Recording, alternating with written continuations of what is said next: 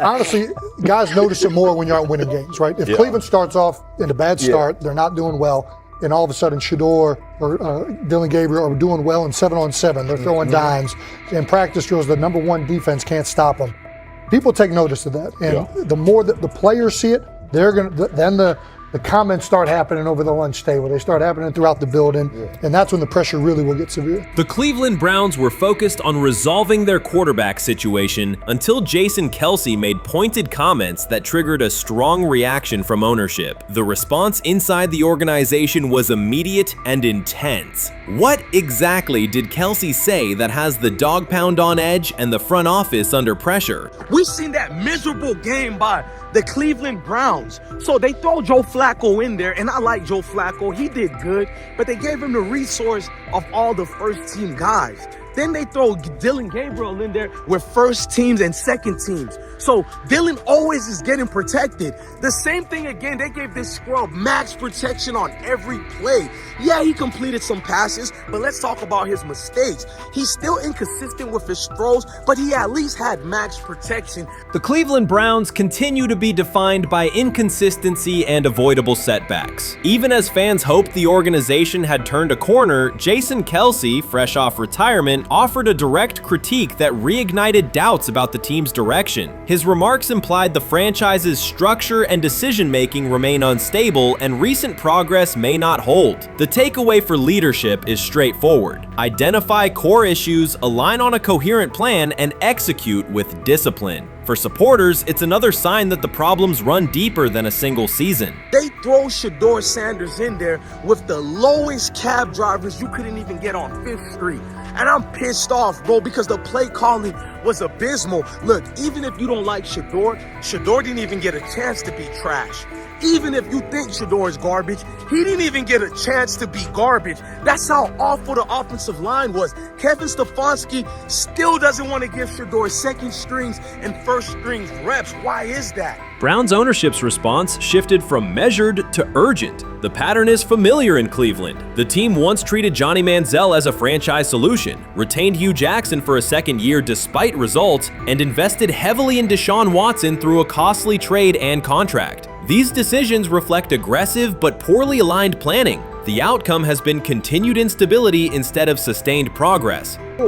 That this was the guy that they wanted to start. He's seasoned, he's experienced, he still has a big-time arm, even at his age, and they open with the Cincinnati Bengals. They wanted that experienced guy. He was always going to be the guy. They were not going to start Dillon Gabriel or Shedeur Sanders in week 1. Kenny Pickett had a hamstring injury. It makes it easy to go with Joe Flacco. And the question isn't and wasn't going to be who's the starter in Cleveland. The question is, who's going to be the backup in Cleveland? Who's going to be the number 2 quarterback when they open the season against these Bengals? Fans still show up season after season, expecting improvement and bracing for setbacks. The usual pattern has been early optimism followed by a gradual collapse. But last season was different. For a sustained stretch, the Browns looked organized and competitive, resembling a functioning team. Couple days, 3 days until roster cutdowns, how do you feel about that? Do you feel like you belong here on this team?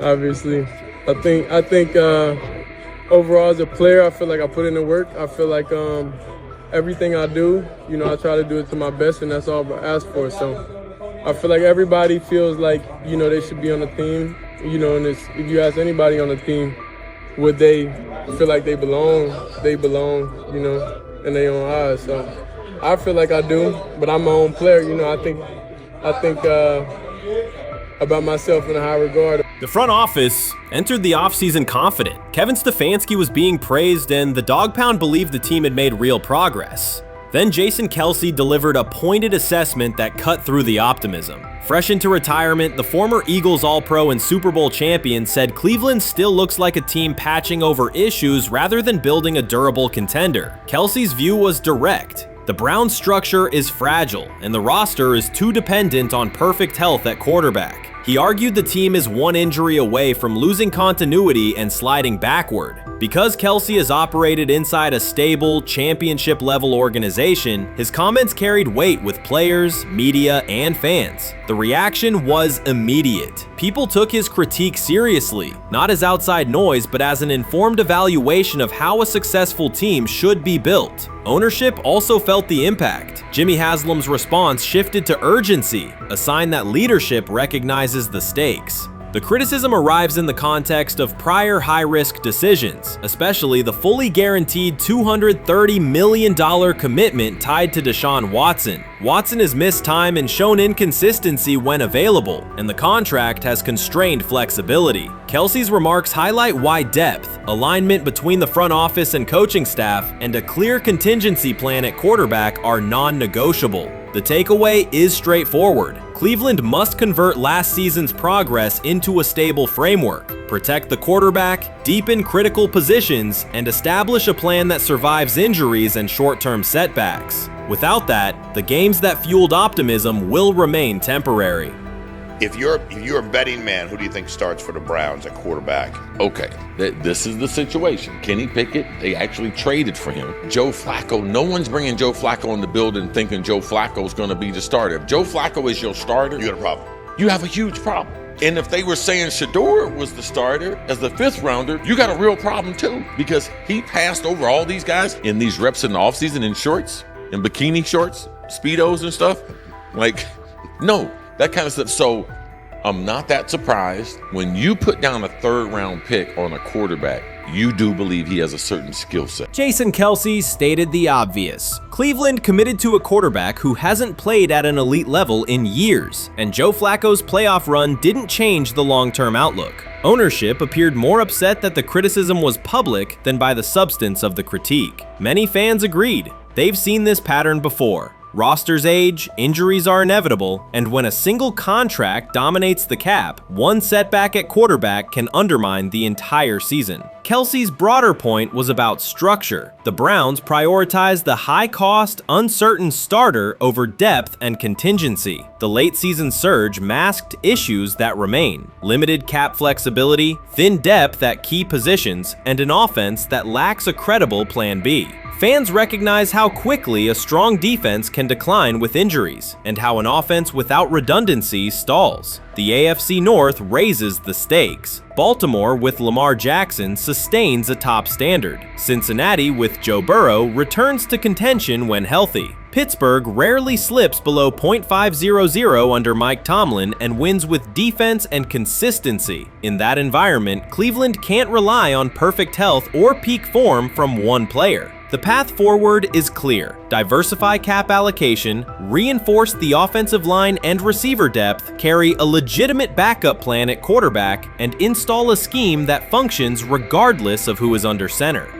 Given what we saw yesterday with Shedeur Sanders, somebody on the Cleveland Browns is 100% getting fired, probably by the end of this year. The person who's probably going to end up getting fired is Kevin Stefanski, because I know that he didn't want Shedeur Sanders on the team. It was Andrew Berry who made that pick. You can't really go against your GM. Bad things happen in this situation. But Shedeur Sanders is not without fault for what we saw yesterday. This is the play that we saw yesterday that has the internet just exploding, where Shedeur Sanders took like a 24-yard sack. Half of the internet is saying that this is all Kevin Stefanski's fault. Cleveland showed progress last season, but the underlying concerns remain. Jason KELCE highlighted them directly. The Browns' long-term plan is fragile, cap-constrained, and overly dependent on perfect health at quarterback. His comments focused attention on structural issues, roster depth, continuity in coaching, and a sustainable offensive approach, rather than a single hot streak. That criticism resonated because it reflected what many around the league already see. Ownership's reaction underscored the sensitivity. Jimmy Haslam has presided over frequent coaching and quarterback changes, and external scrutiny carries weight when it comes from a respected veteran with championship experience. KELCE's remarks reinforce that last year's Joe Flacco stretch was a short-term solution, not a foundation. The team still needs a durable plan that can withstand injuries and inconsistency. The practical takeaway is clear: stabilize the system, diversify cap snap usage and build depth at key positions so the offense functions regardless of who is under center. That includes a coherent development pathway for younger talent such as Shedeur Sanders, with defined practice reps, protection, and scheme alignment. KELCE didn't say anything outrageous. He articulated the gap between a brief surge and a credible long-term contender. I have the faith of a mustard seed. Right, because this is the greatest resurrection since Jesus the Christ. Right, like at some point, Joe Flacco was thinking about getting into TV. Yeah. Right, Joe Flacco didn't have a job, and then now you not only come back and start for the Cleveland Browns late in the 2023 season, but they came back around to you. You're now the day one starter for a franchise that just 2 years ago was in the playoffs. The Browns' quarterback situation remains unsettled. Deshaun Watson was expected to be the long-term answer, but injuries and inconsistent play have prevented him from reaching an elite level. When the team turned to Joe Flacco after Watson's season deteriorated, Flacco immediately lifted the offense and produced results that highlighted the gap between expectations and reality. So before your final year at Miami, there's a lot of conversations revolved around Shedeur Sanders. Obviously, I'm assuming you guys have a great relationship. Some of the clips you've seen and stuff like that. What is it like for you to have like this rivalry with Shedeur? I don't have a rivalry with him. That's my boy. So at the end of the day, this whole process, we thought me and him were going to be 1 and 2 the whole time. Whether he's 1, I'm 2, whether I'm 1, he's 2. And so that's just always been, our mindset. It didn't go that way. I thought he was one of the better quarterbacks in the draft as well, even throughout college. A lot of stuff out there on him ain't really, the truth, just because they spin it different ways. Like they spin stuff about me different ways. But I mean, when he gets his chance, become a starter, I know he's gonna make the most of it. And I'm ready to get back to work with him, after the season, talk some more stuff to him. Cam Ward directly challenged the uneven standards applied to Shedeur Sanders, calling them inconsistent and unfair. By insisting that performance, not politics, guide evaluation, he shifted the discussion from one player to a league-wide problem. Sanders' treatment now serves as a test of how the NFL supports and evaluates emerging quarterbacks. I feel a special relationship with him, especially me. First getting to know him 5 years ago when I started working with him. But it didn't surprise me because he's a good quarterback. It doesn't get a lot of credit that he deserves.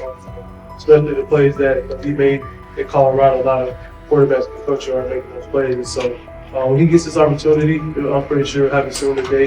He'll make sure he'll make plays on the field. Cam Ward's public challenge to the treatment of Shedeur Sanders brought the issue into clear view. For months, discussion around Sanders has centered on his profile, major compensation, a prominent Nike deal, and the expectation to stabilize a struggling franchise. Rather than a standard evaluation of a top prospect, he has faced sustained skepticism from analysts, fans, and league voices. Ward's comments underscored that the standards being applied to Sanders diverge from those used with other rookies. By stating it directly, he did more than support another quarterback. He identified a broader problem in how the league responds to young players with significant visibility. The takeaway is direct. Assessments should reflect on-field performance and development, not external narratives. A generational talent. I'm gonna prove him right. I'm gonna prove him right. Don't worry. Oh my gosh. An article came out today. I'm generational. So I guess it's article versus article. I like that you think that, man. But we all know the truth. What? Trav gonna be first? You generational, I'm legendary. That's cool. We can be legendary. Legendary, get their ass. We'll start doing it in like 5 minutes. Shedeur Sanders entered the league with more than a playbook. He brought a public brand, a family legacy, and expectations unusual for a first-year quarterback. Before his first regular season throw, he was already positioned at the center of attention. Rather than assess him on that reality and his on-field ability, many voices reduced him to marketing, treating visibility as proof of hype instead of performance. Cam Ward pushed back on that framing. His point was simple: judge Sanders by the same criteria applied to other rookies. With Sanders' resume, production, leadership, and composure, most first-year quarterbacks would be discussed as long-term cornerstones. The evaluation should be consistent, focused on development and results, not perception. This is the process with Shedeur, who I know is a buddy of yours, and how do you think both of you guys will end up doing it? I think we'll both end up being one of the best quarterbacks in the league. I just think the work that me and him are willing to put in, the relationship we have to constantly compete each and every day, to better our craft, for ourselves. I just think it's gonna end up paying off for us in the long run. Do you guys kid each other about who's going first and how much that matters to you? Yeah, we play around, we joke around with it. Really don't mean nothing. Draft pick will never mean anything.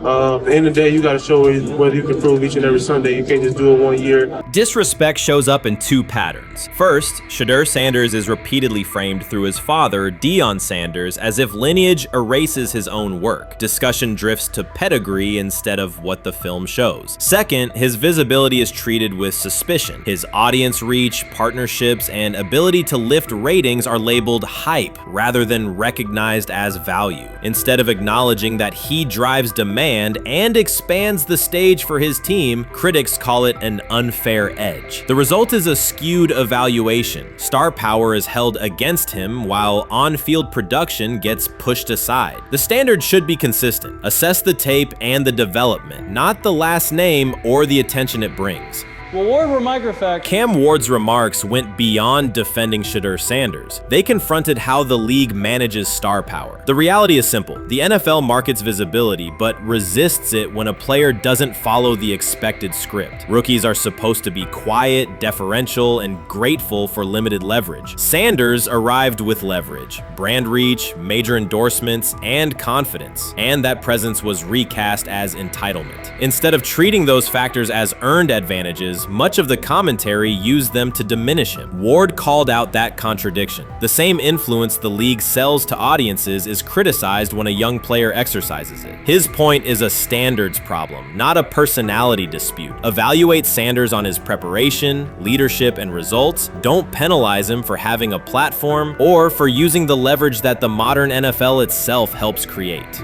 Now it sounds like the Cleveland Browns are going to all but imprison Shedeur Sanders in the football sense of a very talented rookie quarterback who obviously needs reps, needs an opportunity, and who now, barring some miraculous luck, will not get the opportunity to play in a single real game. I'm sure many around the NFL are celebrating as we speak.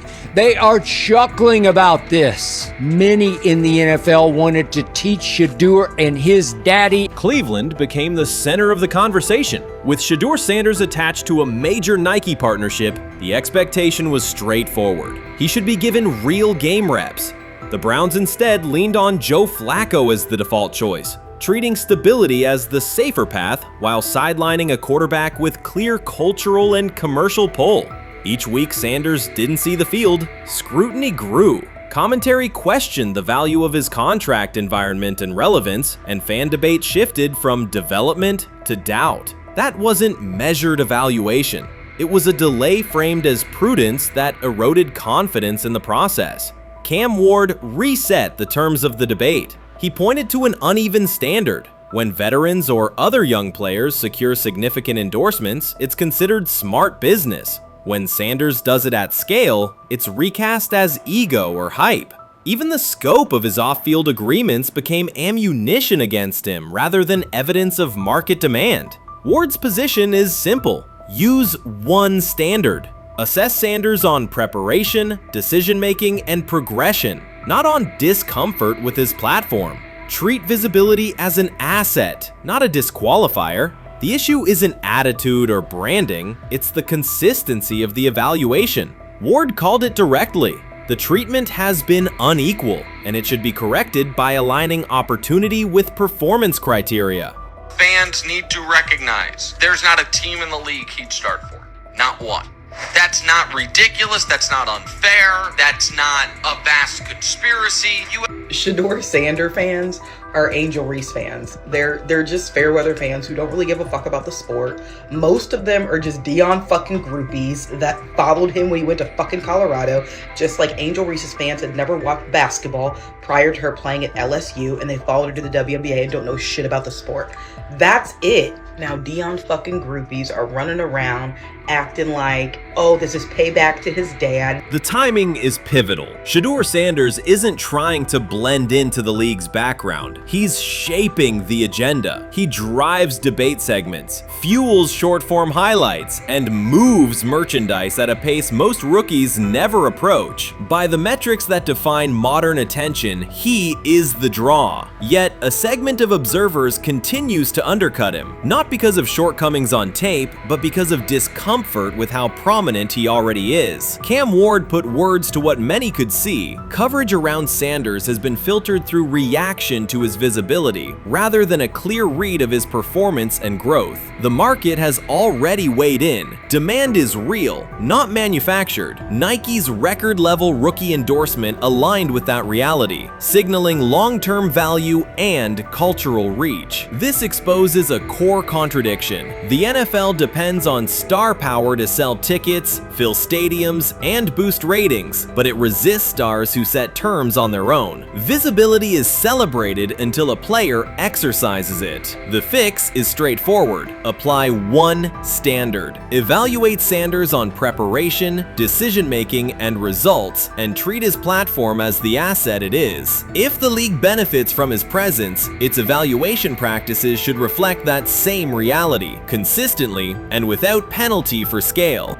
Shedeur Sanders does not depend on league promotion. He established his platform before the NFL and continues to expand it on his own terms. That autonomy challenges the status quo. Cam Ward's support was more than a defense of a teammate. It was a warning that if the league holds to outdated expectations, it risks falling behind the very players who drive audience attention and revenue. Claims that Sanders lacks real popularity ignore measurable facts. A large, active following, consistent merchandise demand, and sustained coverage across major outlets. Doubts about his standing as a quarterback overlook his college production and growth indicators. The pattern is familiar. Efforts to minimize him increase his reach. Each skeptical headline widens the spotlight, and each dismissive take creates more engagement. You cannot reduce a player built for visibility by arguing he should be less visible. The practical outcome is the opposite. Scrutiny becomes signal. Sanders is not merely enduring criticism, he is turning it into momentum, converting attention into leverage on and off the field. Grab hold of the starting job. Yes, but I don't think we're going to know which one until we get deep into August. Now, I think,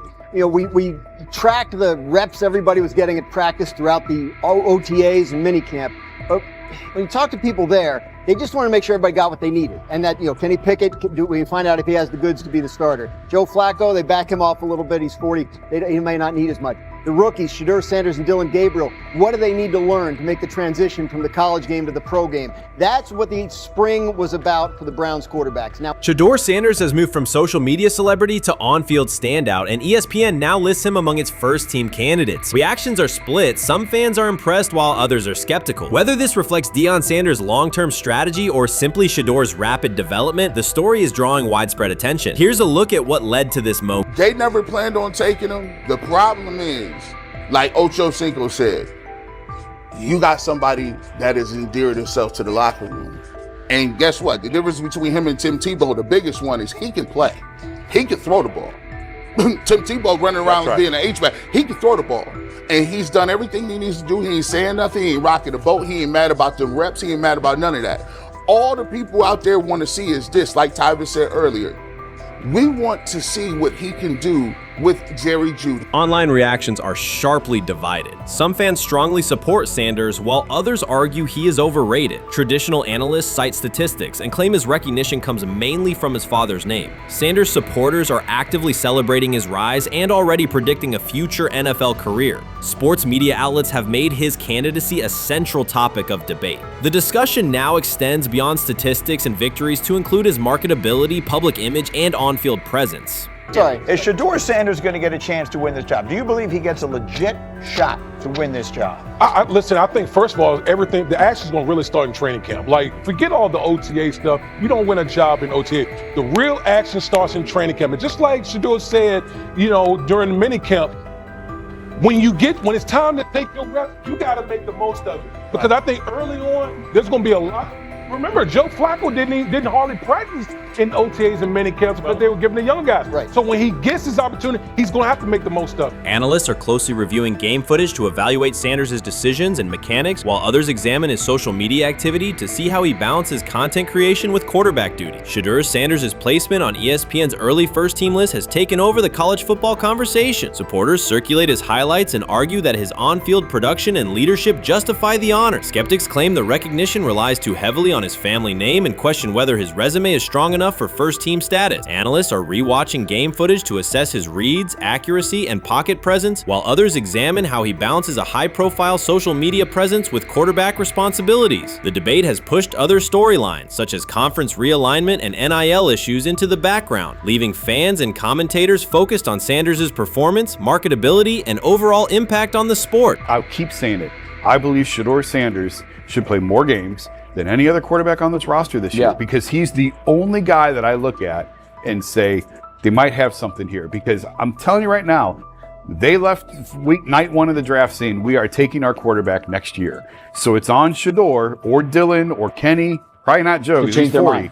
To change their mind. But you got to find out. You got to find out. Opinions differ on whether Sanders is benefiting from his family name or simply showing real progress, but the attention is undeniable. Social media is flooded with edited images elevating him to legendary status. Critics argue the first-team nod is driven by hype and marketability, while supporters point to his flashes of strong arm talent, field vision, and decision-making. Regardless of motive, the announcement has dominated the football news cycle and intensified debate over how much of his rise is performance-based versus media-driven. Highlight reels rarely show Sanders' turnovers, late-game mistakes, or inconsistent stretches. Being named to a first-team watch list suggests sustained dominance, something Sanders has displayed only in flashes. His selection appears driven as much by brand recognition and media appeal as by performance. ESPN's decision has intensified debate. Data-driven critics post statistics that question his resume, while passionate supporters predict awards and future NFL success. Commentators recall a time when first-team consideration required years of proven excellence. Yet many fans already see the announcement as confirmation that Sanders is on track for major college football honors. Shedeur Sanders has earned first-team reps when training camp commences later in July. I'm not saying like he's the first guy up when you do 11 on 11s, day 1, 2, 3, 4, 5 at training camp. I'm not necessarily saying that. But he's the one quarterback that we didn't get a chance to see take reps with the ones. But I think Shedeur has a chance to like make this conversation interesting if he gets those reps with the ones and he has the same success that he did with the 2s, the 3s, and the 4s. I have confidence he can show you something, but I got to see it.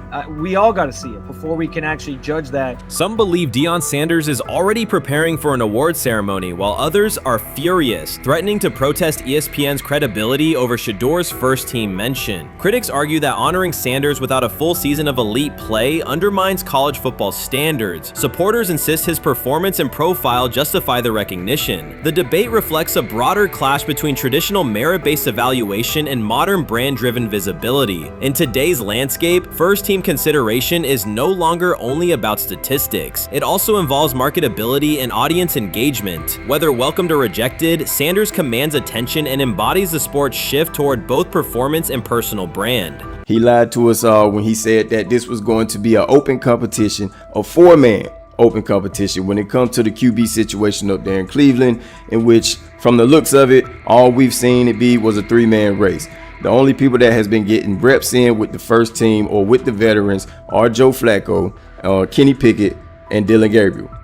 We've never seen my boy Shedeur Sanders get a chance to get in. Even with him doing the things that he has been doing up there, he has yet to get in with the... Shedeur Sanders was caught off guard by Coach Kevin Stefanski's recent remarks, which have sparked talk of bringing in another starting quarterback. Commentators are debating whether Stefanski's comments reflect eroding confidence in Sanders or a brief lapse in judgment, but the rookie now faces intensified scrutiny over his role. The Browns, we got an analyst that says that Shedeur Sanders should have some kind of a ban? Banishment of some kind? Come again? Say what? For what? And we've got, this would be more troubling. If I'm a Browns fan, and this is where we're going to start, potential dissension in the ranks of the front office and the coach. And over what? Quarterback. When a program's headline quarterback suddenly becomes the subject of sideline murmurs and quiet searches for replacements, the situation is unmistakable. It's a breach of trust. Shedeur Sanders, the passer who put Colorado back in national conversations with his production and profile, has just received a clear message that his job security is in question. Coach Kevin, the assistant previously considered to be in Sanders' corner, made remarks that ignited speculation about changing quarterbacks. Fans, analysts, and even Deion Sanders are now reassessing the team's unity and its true plan for the position. The comment was no accident. It was a deliberate signal that the staff may soon elevate a backup. For perspective, Shedeur Sanders did not step into ideal conditions last season. He was sacked so often that Colorado could have dedicated a locker to every opposing edge rusher who reached him. Could I possibly go to bat for Kevin Stefanski as a great head coach? No, I couldn't. Could you go at bat against him, saying he's a horrible head coach? No, I can't. I think that's why we fall in the middle. I think that's why in a lot of these discussions, and that's why a lot of the rankings, you see him right now in that 15 to 20 range, somewhere in that middle pack of NFL head coaches. I've said earlier, Kevin Stefanski has already been given more head coaches than any coach I've ever seen in Cleveland.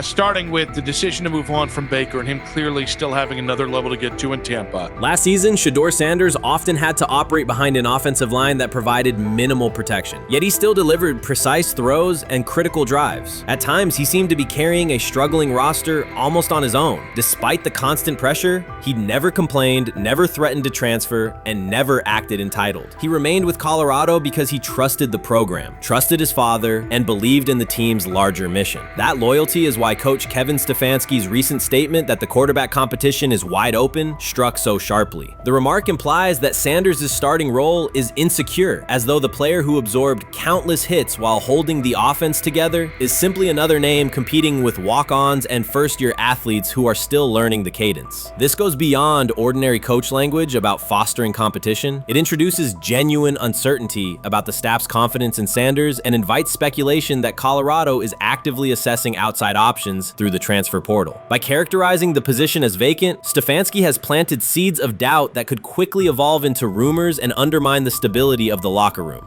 I'm sorry, but when it comes to quarterback, I'm gonna defer to my head coach, generally speaking, especially one with Stefanski's track record and how he's viewed across the league. So this is interesting because it tells you Kevin Stefanski's not a Shedeur Sanders guy. And it also tells us who made these picks. Exactly. The Cleveland Browns made a rather awkward decision in the NFL draft, opting to take quarterback Dylan Gabriel in the 3rd round well before he was expected to fly off the board. Then 2 rounds later, the Browns took fellow quarterback Shedeur Sanders. So what exactly is going on? Discussion has begun about whether Colorado is actively evaluating another quarterback and preparing for life after Shedeur Sanders. Analysts are debating whether Coach Kevin's move is calculated strategy or a misstep that jeopardizes team stability. Sanders remains a top NFL prospect, Deion Sanders' son, and the program's public face. His highlights dominate social media and his jerseys outsell the team's victories. Yet he is once again being asked to reaffirm his position. The issue is more than routine roster management. It intersects with the family dynamics that shape the program. By portraying the quarterback job as open, Coach Kevin signals to both Shedeur and Deion that the staff is willing to move on despite Sanders' stature. For Shedeur, sitting through film sessions while hearing talk of potential replacements adds an unwelcome layer of uncertainty to an otherwise proven resume. The decision may reflect a desire for a quarterback with a different profile, perhaps someone more mobile and system-oriented, rather than a dismissal of Sanders' accomplishments. They have never loathed college football itself. They have resisted the people determined to reshape it. When Deion Sanders, black, direct, unapologetic, walks into a room of power brokers and speaks with authority instead of deference, critics recoil. During his playing days, they complained about celebrations and gold chains. Now that he is a head coach, mentor, and father, they label him something more polite, but just as dismissive, a problem. At Big 12 Media Days, Sanders addressed the accelerating chaos of the name, image, likeness market. He said college football needs a salary cap, not to hobble players, but to impose order on a system that showers unproven freshmen with 7-figure promises while the rest of a roster hunts for scraps. He called the situation unsustainable. Within hours, ESPN commentator Paul Feinbaum branded him a hypocrite, arguing that Sanders profited from NIL at Jackson State and now wants rules only because his most marketable athletes have moved on. The accusation spread quickly because it fit a comfortable storyline. Outspoken black coach gains from change, then protests when the advantage disappears. That framing ignores context. Sanders never criticized players earning money. At Jackson State, he urged corporate sponsors to partner with athletes who had been invisible to major brands for decades. What he wants now is stability, standardized guidelines, basic financial literacy, and roster balance that prevents locker rooms from fracturing over uneven payouts. When other coaches, Nick Saban, Dabo Swinney, Lane Kiffin, voiced similar concerns, they were praised for foresight. When Sanders spoke, the tone shifted to suspicion. The difference is not the message,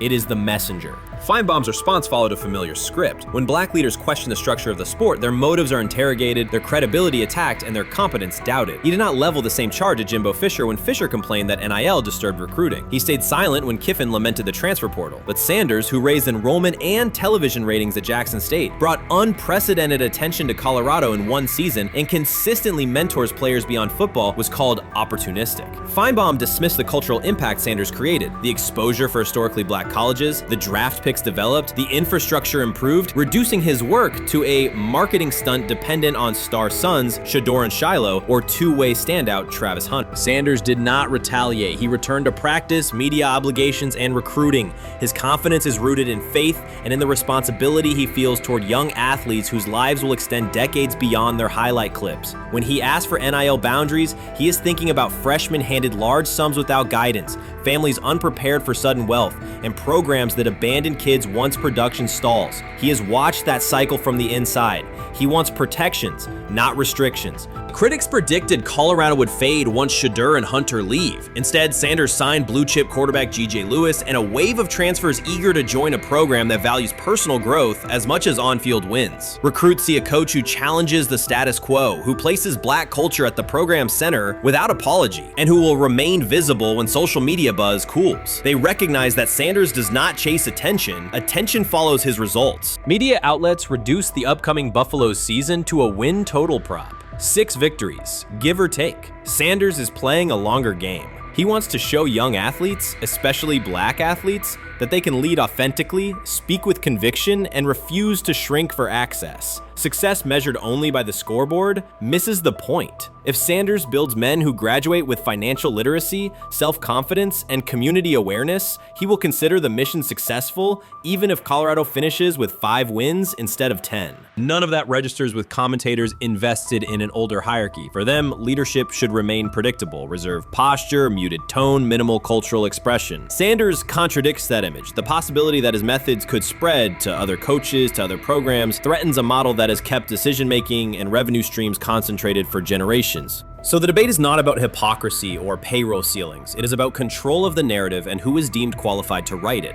Sanders refuses to surrender that authority. He knows order is necessary. He also knows whose voices have been ignored whenever real reform is discussed. By speaking plainly, he forces television panels, athletic directors, and conference commissioners to confront issues they would rather defer: financial education, equitable resource distribution, and consistent national standards. Whether Colorado exceeds betting lines this fall will not change the trajectory Sanders has already set. He made Boulder relevant, energized recruiting beyond traditional power corridors, and broadened college football's cultural reach. That influence will persist long after social media debates cool. If his call for NIL structure eventually becomes policy, as the NCAA and Congress now contemplate, Feinbaum's soundbite will fade, while Sanders' imprint endures. In the end, accusations of hypocrisy say more about the accuser than the coach. Sanders has remained consistent: empower athletes, hold adults accountable, and inject stability before unchecked money corrodes the locker room. The people who stand to lose clout in that environment prefer the chaos they can manipulate. Sanders prefers a system that nurtures the players who make the sport worth watching. His advocacy is rooted in experience, not self-interest, and his critics will have to decide whether to engage with that reality or keep shouting from the sidelines. Shedeur Sanders doesn't ask for excuses. He hasn't blamed limited reps, patched together receiver groups, or fourth-string offensive linemen struggling against Cleveland's second-team defense. He shows up, works, and demonstrates why he belongs. On day 3 of Browns training camp, for the first time since OTAs, he finally received something close to a fair opportunity. He lined up with the second unit during an 11-on-11 period and made the most of it. In 8 plays, he did what he typically does when given a chance. He executed. He went 2 for 2 on a quick series, finishing with a decisive throw to tight end Blake Whiteheart that immediately caught the sideline's attention. There was no hesitation in his drop, no unsettled feet, and no panic. Just firm, accurate timing and clean operation. It raised an obvious question. What has taken so long for the Browns to evaluate him with a functional group?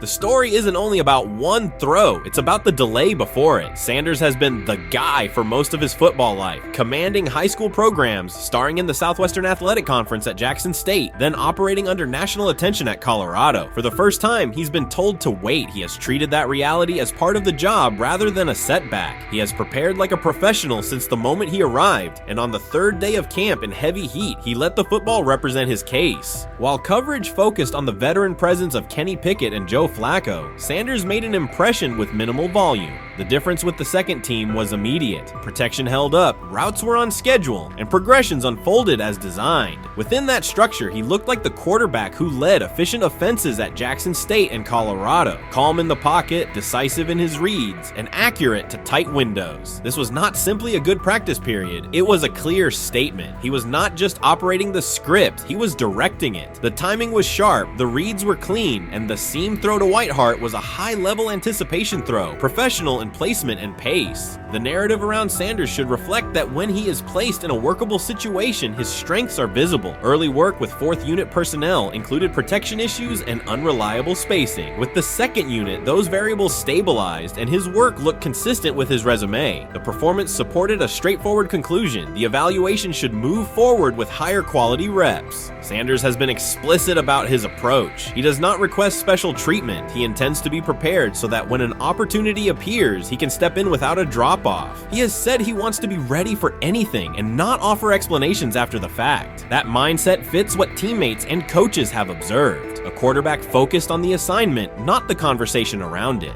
The conditions were demanding: relentless sun, heavy humidity, and a practice tempo that stressed decision-making. Many players fatigued as the session wore on. Sanders did not show signs of rushing reads or forcing the ball. He managed the pocket, reset his base when necessary, and continued to deliver on time. The path he has taken, HBCU starter in the SWAC, then Power 5 starter under constant attention, has prepared him for compressed evaluation windows. He has been under scrutiny for years. The heat did not change his process. He moved defenders with his eyes, anticipated breaks, and stepped into throws with balance. The crowd was not chanting his name, and there were no ovations. That was irrelevant to the task. He is focused on the locker room and the staff, and he is building credibility the same way he did at previous stops, by being reliable when the ball is snapped. Quarterbacks coach Bill Musgrave has emphasized ignoring external noise and keeping attention on install, footwork, and timing. Sanders is familiar with the dynamic. He has been followed by cameras and commentary since his early teens. He has experience living with attention and still adhering to routine. Under heat, with a narrow set of snaps and multiple decision points, he stayed composed and effective.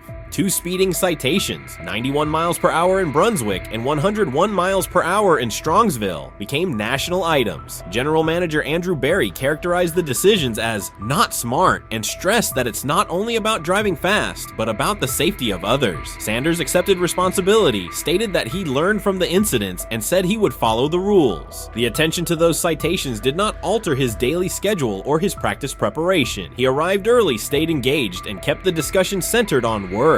Away from the field, he spent time at Rainbow Terrace in Cleveland after a significant apartment fire, distributing supplies and checking on families affected by the incident. There was no formal media rollout around the visit. It was an instance of direct engagement with the community without publicity attached to it. That reflects the same approach he shows inside the building. Do the work first. Sanders treats each rep as if it might be his last for the day and his only chance to show a specific element on tape. He prepares for protections, cadence variations, route adjustments, and timing timing with a level of detail that compresses the learning curve. When he is not under center, he studies coverages from the sideline, charts plays, and reviews video before and after practice. He writes down the next day's calls so he can anticipate checks. He has reference using virtual simulation tools to replicate snaps he does not receive physically. That is not a passive stance, it is an active attempt to reduce the distance between classroom and field. He is building relationships across the roster, not just with projected starters. He communicates with defensive backs to understand what they see and how they react to certain stems. He spends time with offensive linemen to align on cadence and protection calls. He connects with newer players away from the facility so that communication improves in practice. That is practical leadership, consistent, low visibility work that becomes obvious when the ball is snapped and the operation is smooth.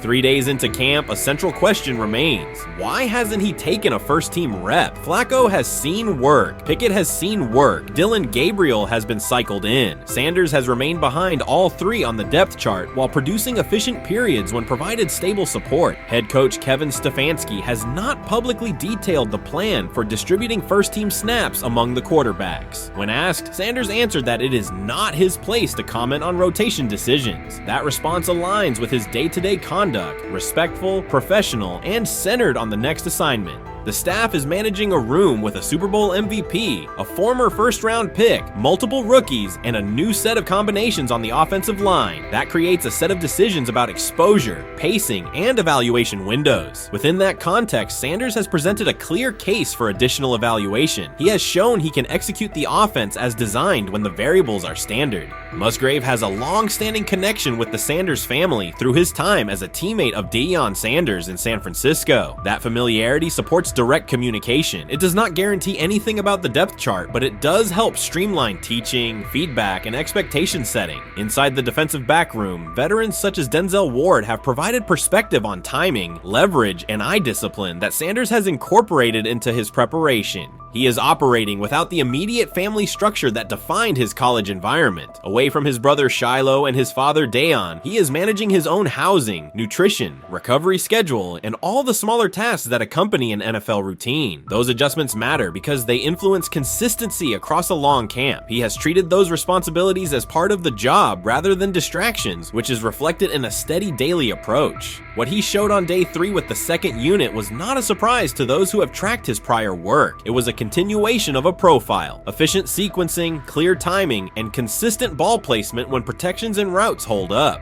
The 8-play period was short, but it was enough to reinforce the point. He doesn't need a large sample to demonstrate baseline operation. He needs a fair sample to test ceiling and adaptability. There is also the matter of perception. Public attention concentrated on the speeding tickets and the general manager's response. Less attention fell on the preparation, the efficient period with the second team, or the community engagement at Rainbow Terrace. That imbalance is common in training camp narratives. Sanders has handled it by keeping his answers simple and his focus on football. He has not tried to redirect the conversation. He has done his work and waited for additional reps. The objective next step is straightforward. Expand the evaluation with higher unit personnel and standard opponents. That does not require a complete reshuffling of the depth chart. It requires allocating a defined sequence of first-team snaps so that timing with starting receivers and protections with starting linemen can be measured on tape. The staff can then compare operation speed, accuracy under pressure, red zone decision-making, and 2-minute mechanics against the other quarterbacks. That is the most direct way to clarify the competition. None of this dismisses the experience or track records of the veterans in the room. It emphasizes that the purpose of camp is to test assumptions with current performance. Sanders has provided enough evidence with the second unit to justify a broader look. He has shown that the pace of his feet matches the pace of his eyes, that he can hold safeties with his shoulders, and that he can drive intermediate throws without float. He has also shown discipline to take the clean completion rather than force the vertical shot when leverage dictates otherwise. Every day, he has addressed the controllable items, meetings, note-taking, install recall, cadence management, and post-practice review. He has not asked for public guarantees. He has asked for an opportunity to compete on comparable terms. The 8-play sequence with the second unit was a small but clear example of what he can do when those terms exist. The staff's communications have been measured. Stefanski has not laid out a schedule for first-team rotations publicly. Barry addressed the speeding incidents directly and emphasized standards for decision-making off the field. Sanders accepted the criticism, adjusted his behavior, and moved forward. Those are the relevant facts. What remains is a football evaluation that can only be completed by giving him snaps with the top group and measuring the results. If that evaluation occurs and he performs at the level he showed with the second unit, the conversation will shift from potential to placement. If it does not occur, the question will persist through camp. Why not test the full picture? Sanders has built a case based on preparation, poise, and execution. He has demonstrated leadership by building relationships across the roster. He has shown maturity in handling external issues directly and moving on. He has given the staff reasons on the field and in the building to continue the process.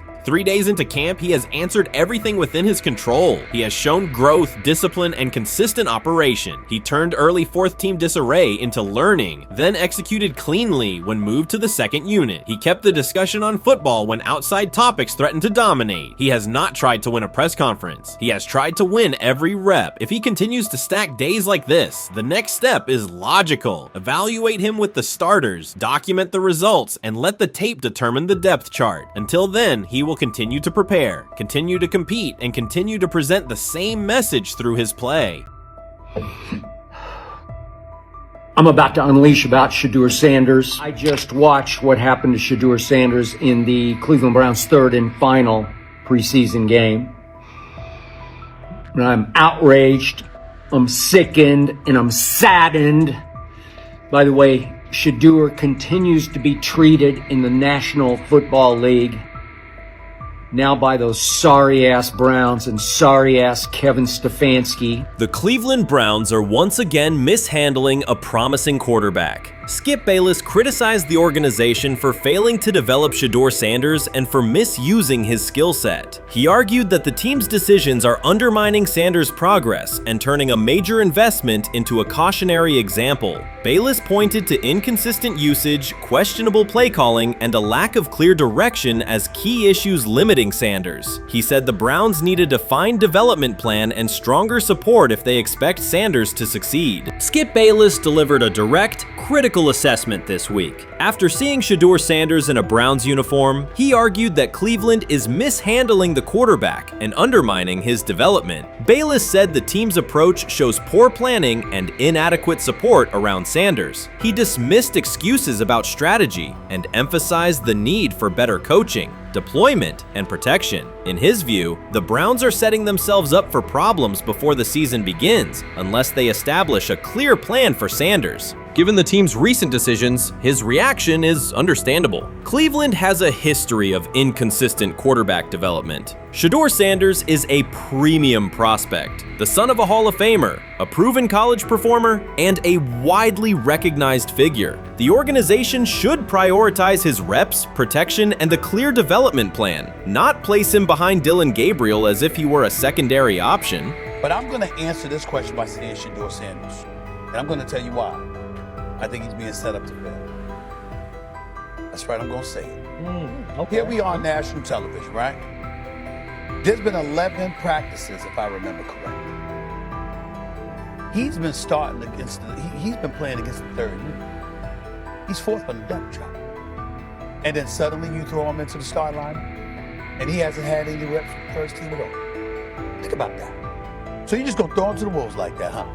I mean, you know, if he had first team snaps in practice. Yet here we are. Cleveland has one of the most publicized prospects and is handling him like a depth piece. The broader issue is the franchise's long record of quarterback instability and inconsistent development. That history colors every move they make. When the Browns draft a quarterback, fans don't anticipate a long-term answer. They brace for another reset. Shedeur Sanders should be treated as a priority, not as an afterthought behind Dillon Gabriel. Let's give him a chance.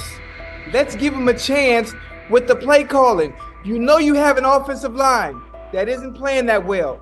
So what do? Why not just play the short game so he can get the ball out of his hands very fast to run a competent goddamn offense? Outside of that, Shedeur has to be better in understanding that the offensive line that you're working with right now is not adequate. Why not allow the players that are competing for a job in this instance, Shedeur Sanders, to finish off the 2-minute drill. When Browns fans see another quarterback selected, they brace for another setback. The franchise's recent history, from Johnny Manziel's failed stint to the rocky handling of Baker Mayfield, reflects inconsistent development and short-term decision-making. Against that backdrop, Skip Bayless's reaction to Shedeur Sanders on Cleveland's roster was blunt. He argued the team is already mishandling a premium prospect by treating him as a secondary option instead of a centerpiece for the future. Bayless's position is straightforward. Sanders is not just a name, he brings proven college production, leadership traits, and significant visibility that can strengthen both the offense and the organization's broader profile. Burying him on the depth chart behind Dillon Gabriel signals a lack of a clear development plan and wastes early momentum. Instead, Bayless contends, Cleveland should establish a defined pathway. First-team practice reps, protection and personnel tailored to his strengths, deliberate play calling that accelerates processing, and measured in-game opportunities that build confidence and execution. In his view, the Browns need alignment from the front office to the coaching staff to prioritize Sanders' growth. Continuing to treat him like a depth piece risks repeating the same cycle that has undermined previous quarterbacks. Committing to a coherent plan gives Sanders and the franchise a realistic chance to convert potential into sustained performance. When he led college football in completion percentage and he threw almost 40 touchdowns for over 4,000 yards, how tall was he? Because they make it seem like he shrunk all of a sudden, RC. Oh, how lively was his arm? Because all I know is somebody did that. Somebody threw for over 4,000 yards, somebody threw for almost 40 touchdowns, and somebody led college football in completion percentage. Now, I'm trying to figure out, what I try to figure out all the time, Mel, is how a guy that hadn't played football in almost 5 months. Shannon Sharpe has publicly defended Shedeur Sanders and criticized those questioning him. Sanders has earned higher recognition and some fans are responding negatively. Although there's debate about whether he belongs on a second-team list, Sharpe maintains that Sanders' career is clearly ascending. Reactions on social media are mixed. Some users are angry, others are surprised, and a few say they anticipated this result. The conversation remains active. When reports confirmed that Shedeur Sanders had been elevated from second team to near top-tier status, Shannon Sharpe issued an emphatic response. He delivered a detailed rebuttal to critics, underscoring why Sanders deserved the promotion and directly challenging those who doubted the decision. I don't think that he was underprepared during these meetings. I don't believe any of these stories that he showed up arrogant and that he was bombing his interviews. I mean, you watch the film, he's on time, he's on point.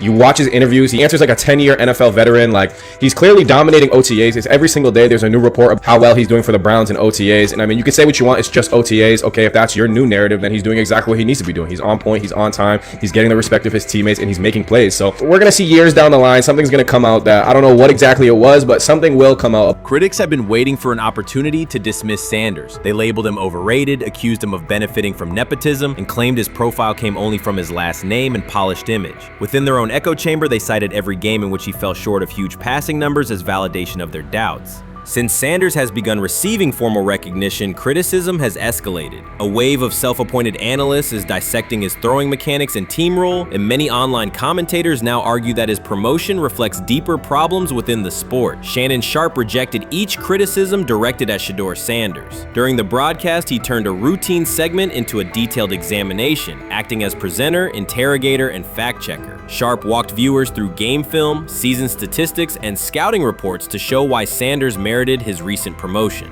Whenever a panelist claimed Sanders had not earned the role, Sharpe countered with completion percentages, efficiency ratings under pressure, and documented late-game drives that changed outcomes. He stressed that the backlash was driven less by on-field evidence and more by reluctance to revise earlier opinions. Sharpe argued that critics were upset not because Sanders lacked qualifications, but because his progress contradicted their initial narrative. By the end of the discussion, Sharpe had moved past simple defense and reframed Sanders as a clear example of performance-based advancement, demonstrating that early predictions can be wrong. Never heard of no Dillon Gabriel or Tyler Shock. What the hell is that? So how is Shedeur Sanders going behind them? I'll tell you how. Collusion. 4 different times they passed on him. How the hell does that happen? 4 rounds. It doesn't happen to a quarterback. We've never seen anything like this before. Shedeur Sanders with the watch. Shedeur Sanders with his bravado. Shedeur Sanders with this supposed arrogance or whatever. Shedeur Sanders' advancement did not happen by chance. While detractors questioned his resume online, he continued to prepare, attend every practice, and deliver accurate throws under pressure. The contrast between his output and the complaints directed at him has been stark. Some critics even argued the selection committee was, quote, biased toward performance, as if rewarding strong play were improper. Rumors quickly followed. Certain commentators speculated that a public relations push from the Sanders family must have influenced voters, suggesting everything from coordinated media strategies to alleged favors for coaches. None of these theories addresses the basic point. Sanders earned his promotion through consistent production, poise in the pocket, precise ball placement, and efficient decision-making. Shannon Sharpe highlighted these facts during his response. He noted that Sanders' performance metrics justify the recognition and emphasize that resistance to the move stems more from prior prejudice than from substantive evaluation. For Sharpe, the goal was clear: present the data, challenge unfounded claims, and correct the narrative. The discussion, therefore, became a broader statement about acknowledging merit and abandoning outdated assumption. Colin Cowherd defend college basketball coaches who have gotten a DUI, come to their defense and say they didn't need to be fired, that they deserve a second chance. But Shedeur Sanders drives 40 miles over the speed limit, gets a one-on-one ticket, and Colin Cowherd comes on his show today and says he's out on Shedeur Sanders. He's seen enough. He can't support him anymore. He can't be in the Shedeur Sanders camp because of this speeding ticket. Shannon Sharpe addressed commentators who portray constant doubt as expertise. Those who discount strong performances with "we'll see," but declare bust after a single mistake. He noted their belief that progress only counts if an athlete visibly struggles. Sharpe's response was methodical rather than emotional. He presented evidence, cited statistics, and calmly refuted each claim. Following his remarks, several critics began revising or deleting earlier posts, recasting themselves as longtime supporters of Shedeur Sanders despite having questioned him for months. Sharpe insists on accountability, naming specific individuals and dates while requesting public acknowledgement of prior errors. He argues that analysts cannot spend months undermining a player's potential and then quietly adopt a supportive stance once the athlete succeeds. These are serious, big-time, top-of-the-line playmakers that they have. If you can go 45 to 42 in the fourth quarter because your quarterback set the school record with 510 yards passing.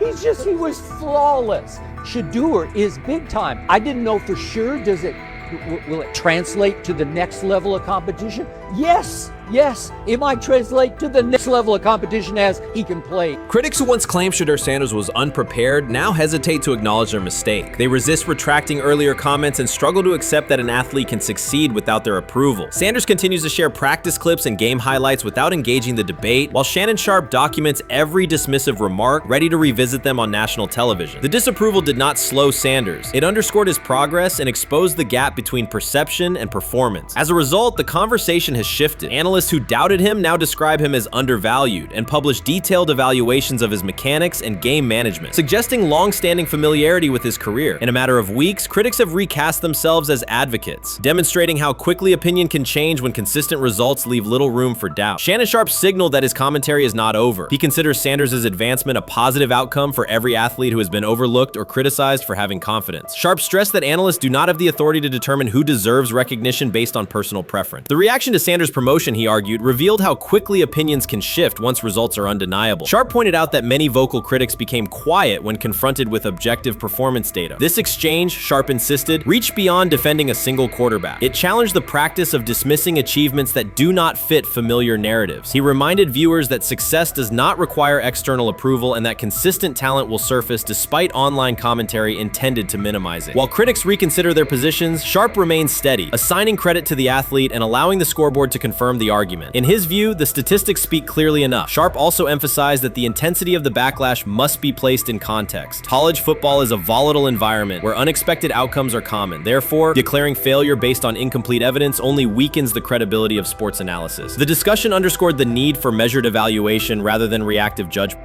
Dak Jackson and him and everybody else that we talked to have said that Shedeur looks good. He looks really good. Yes. He looks better. And we got Zach that say Dylan Gabriel ain't even an NFL quarterback.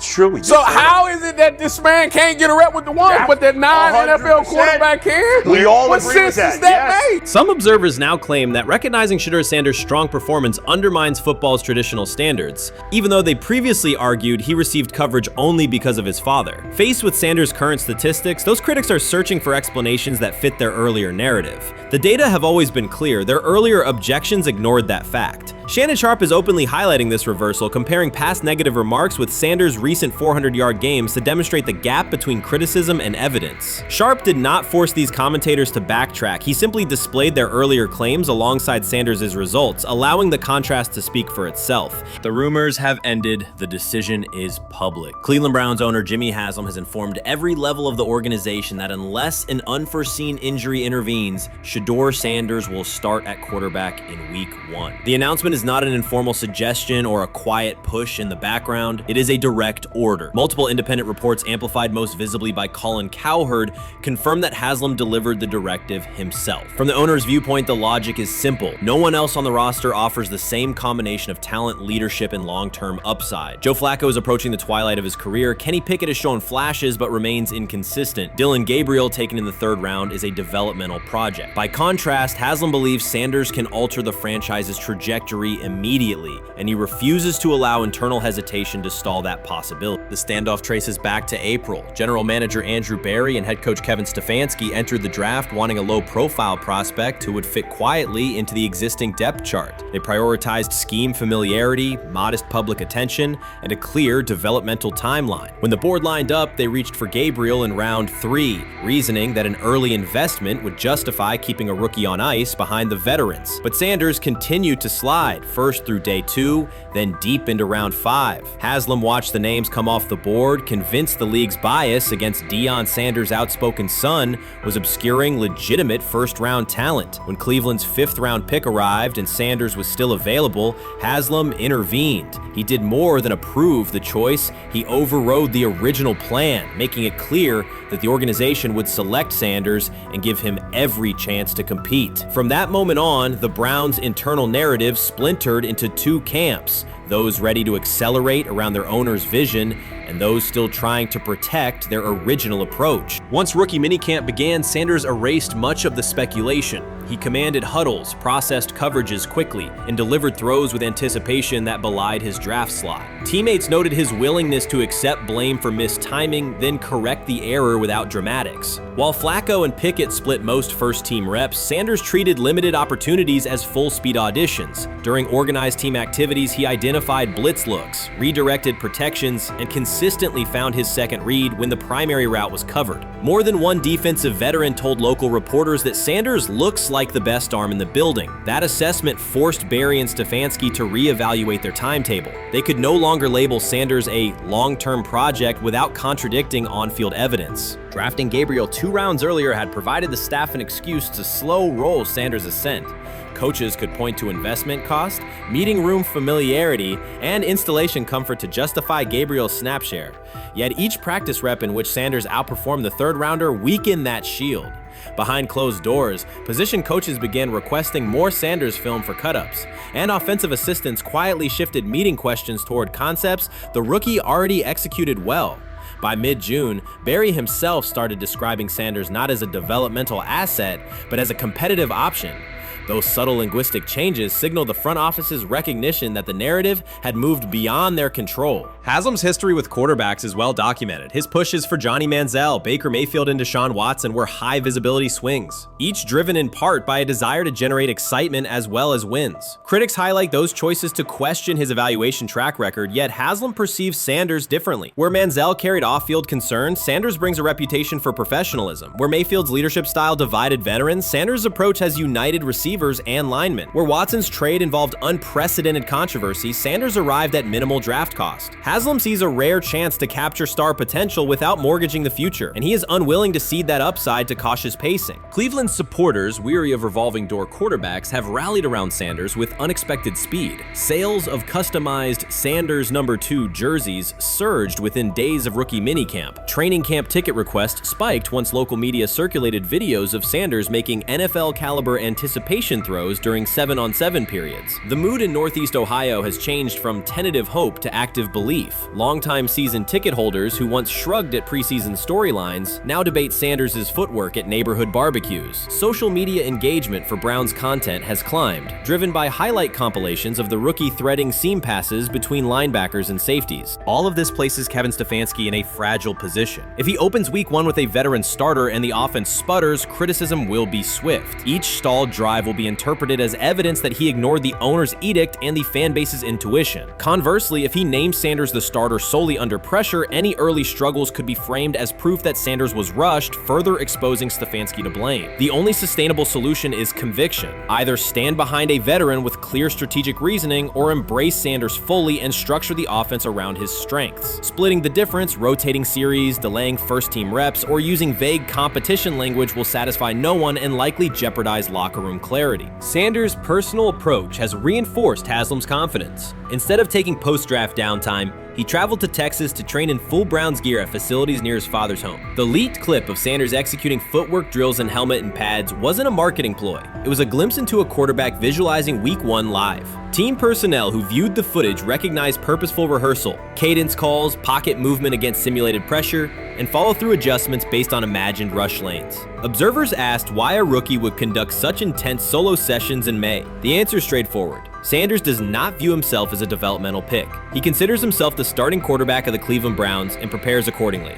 On pure ability, Sanders' arm strength ranks with the league average for starters. His accuracy to the intermediate middle, an area where the Browns' current scheme generates high leverage completions, has drawn consistent praise from receivers. The primary areas still under review are blitz recognition and live bullets and timing on deep outbreaking routes versus press coverage. Those developmental checkpoints are significant, yet daily practice reps show acceleration. In contrast, Flacco's mobility limits the boot action game that Stefanski installed to help Mayfield early in his tenure. Pickett can extend plays, but struggles to attack tight windows between linebackers and safeties, an essential requirement in Cleveland schematics. Gabriel remains an unknown at NFL speed. Thus, the competitive landscape favors Sanders sooner than the coaching staff originally planned. The franchise now stands at an inflection point. Haslam's mandate, the locker room's growing support, and the fan base's enthusiasm all tilt towards Sanders. The front office's earlier strategy, anchored in patience and quiet development,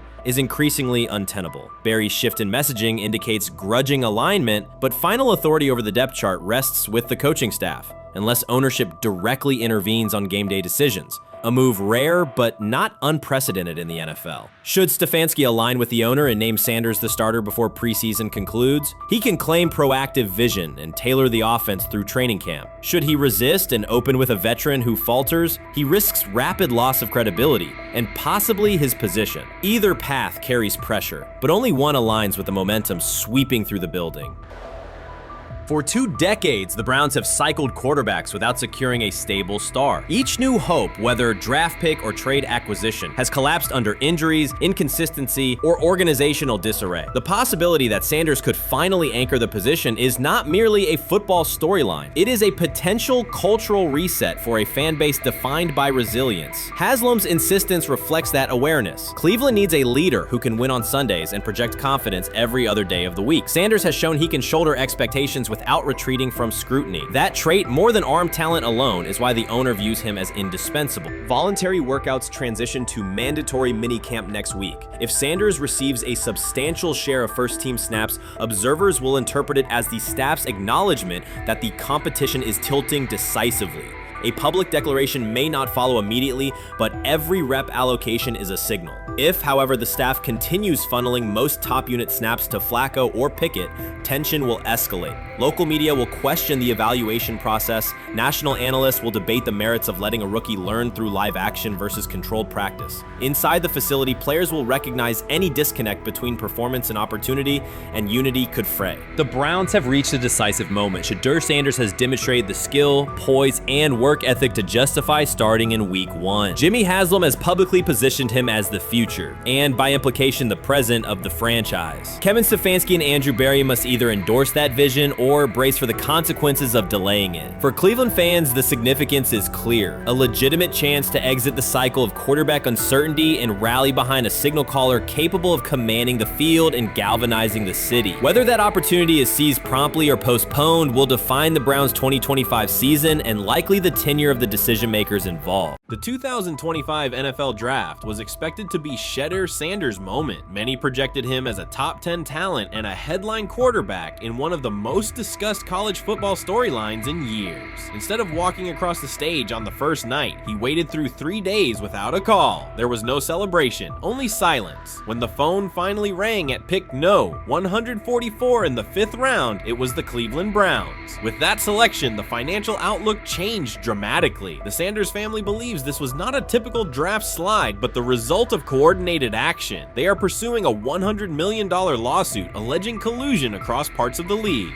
In the months before the draft, Sanders was consistently discussed among the top quarterbacks in the class. Television and digital analysts praised his poise, accuracy, leadership, and command. Scouts highlighted a 74.1% completion rate, record-setting stretches at Colorado, and his rise from an HBCU star to a national figure. Consensus expectations placed him in the first round or early second. Draft night unfolded differently. As picks accumulated, there was little indication that his name would be called. The atmosphere at his private gathering shifted from anticipation to doubt. When the Browns selected him late on day 3, projections for his first contract dropped from an estimated range in the mid-$30 million to approximately $4.6 million, with corresponding reductions in likely endorsements and long-term positioning. According to Deion Sanders and others close to the family, this was not about performance, injury, or conduct. They argue it was coordinated. Attorneys were contacted immediately. The allegation is straightforward. Sanders' value was suppressed intentionally. The family's position is that this was a calculated decision within parts of the league, not an isolated set of evaluations. The legal claims focus on communications that, if authenticated, could be significant. Internal emails, text messages, and owner-to-owner conversations. The family's representatives contend that these materials show a deliberate effort to avoid drafting Sanders in early rounds based on perceived image concerns rather than football merit. One message reportedly under review framed the decision in branding terms. Drafting Shedeur would mean inheriting the Prime brand. The complaint asserts that this view led some teams to discourage others from selecting him unless necessary, not for film-based reasons, but to avoid perceived attention and external pressure tied to his family's profile.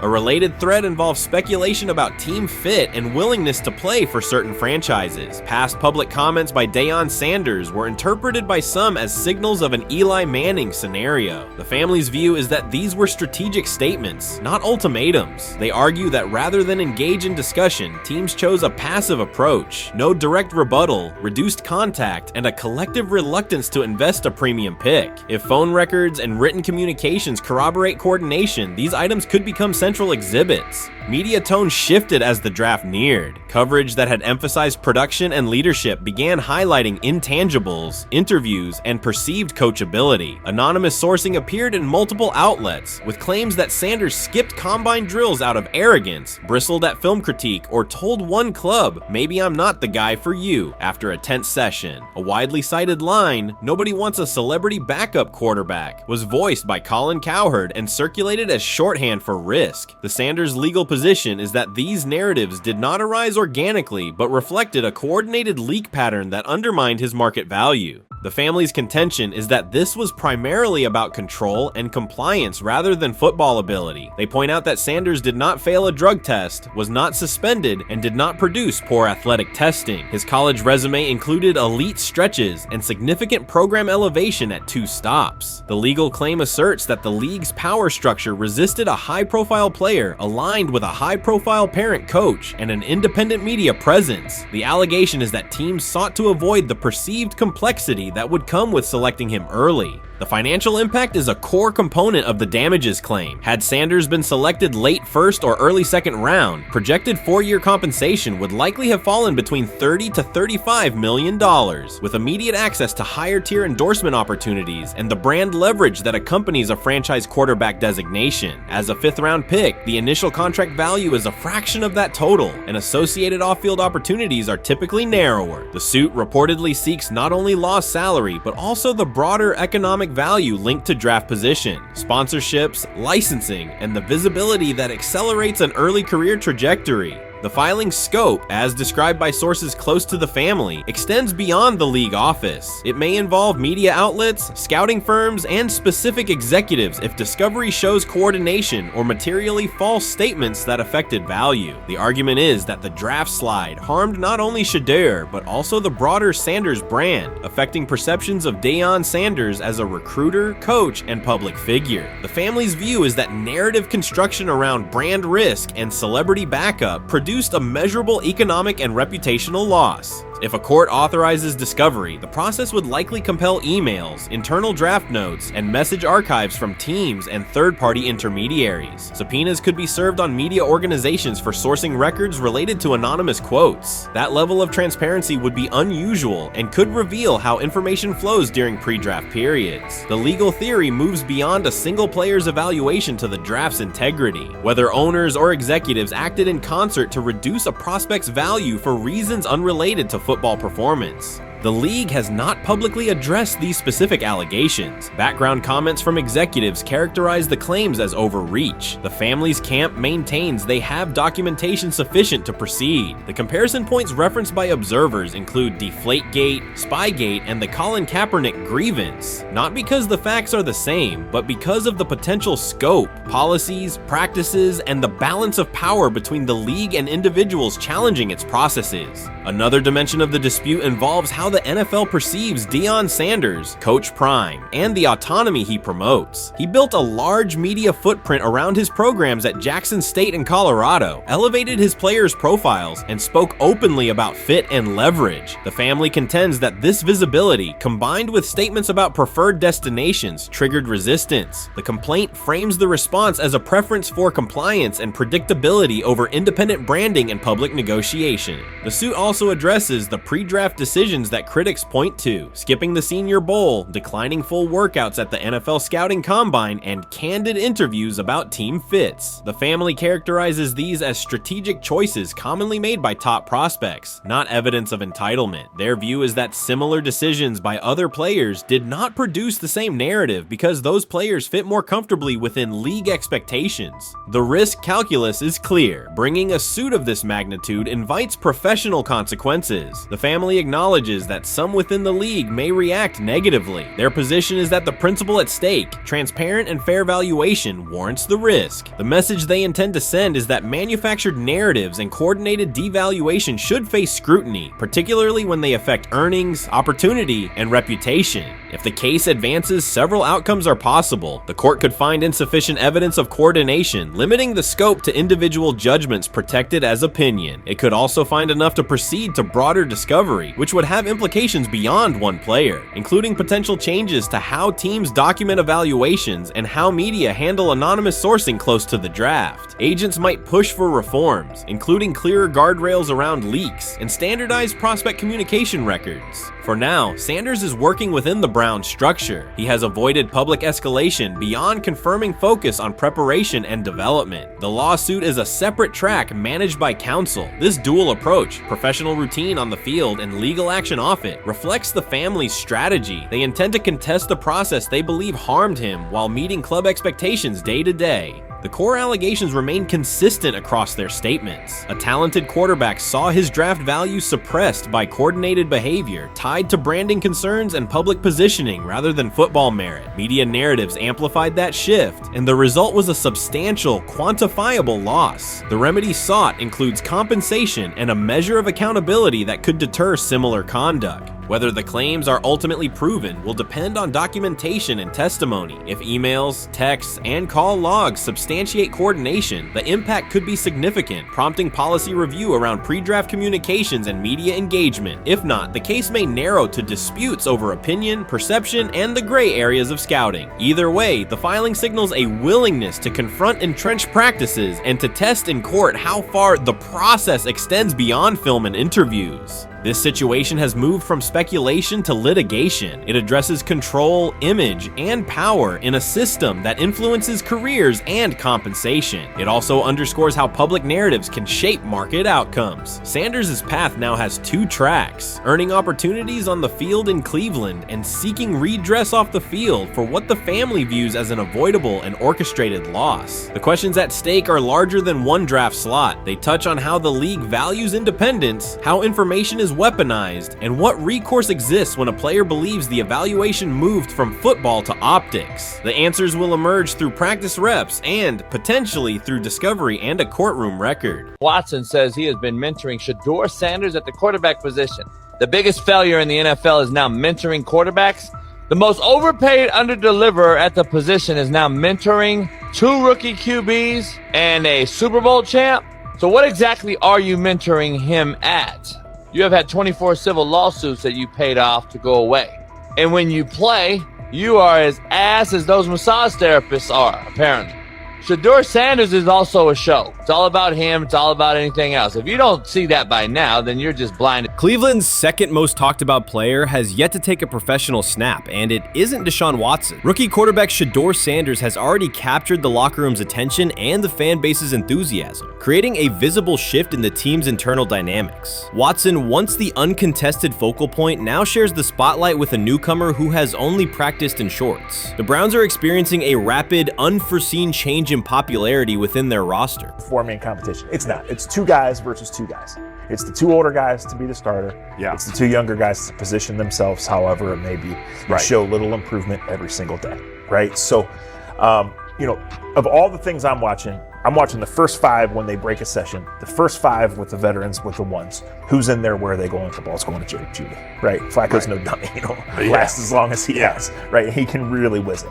But as we go on, I want to watch these guys because they probably just got plays installed Tuesday and they're out there running on Wednesday. Shedeur Sanders arrived in Cleveland and immediately commanded attention. The rookie has yet to take a preseason snap, yet the energy around him inside the building and across social media eclipses what many veterans receive in an entire season. Fan enthusiasm is so strong that Deshaun Watson's jerseys are already drifting toward the clearance rack at the team store. In a matter of days, Sanders has become the roster's second most popular figure, while Watson watches his once secure QB1 status and public approval shrink by the hour. Shedeur or Deshaun? Who do you want as your quarterback next year? Honestly, Shedeur. I love Deshaun though.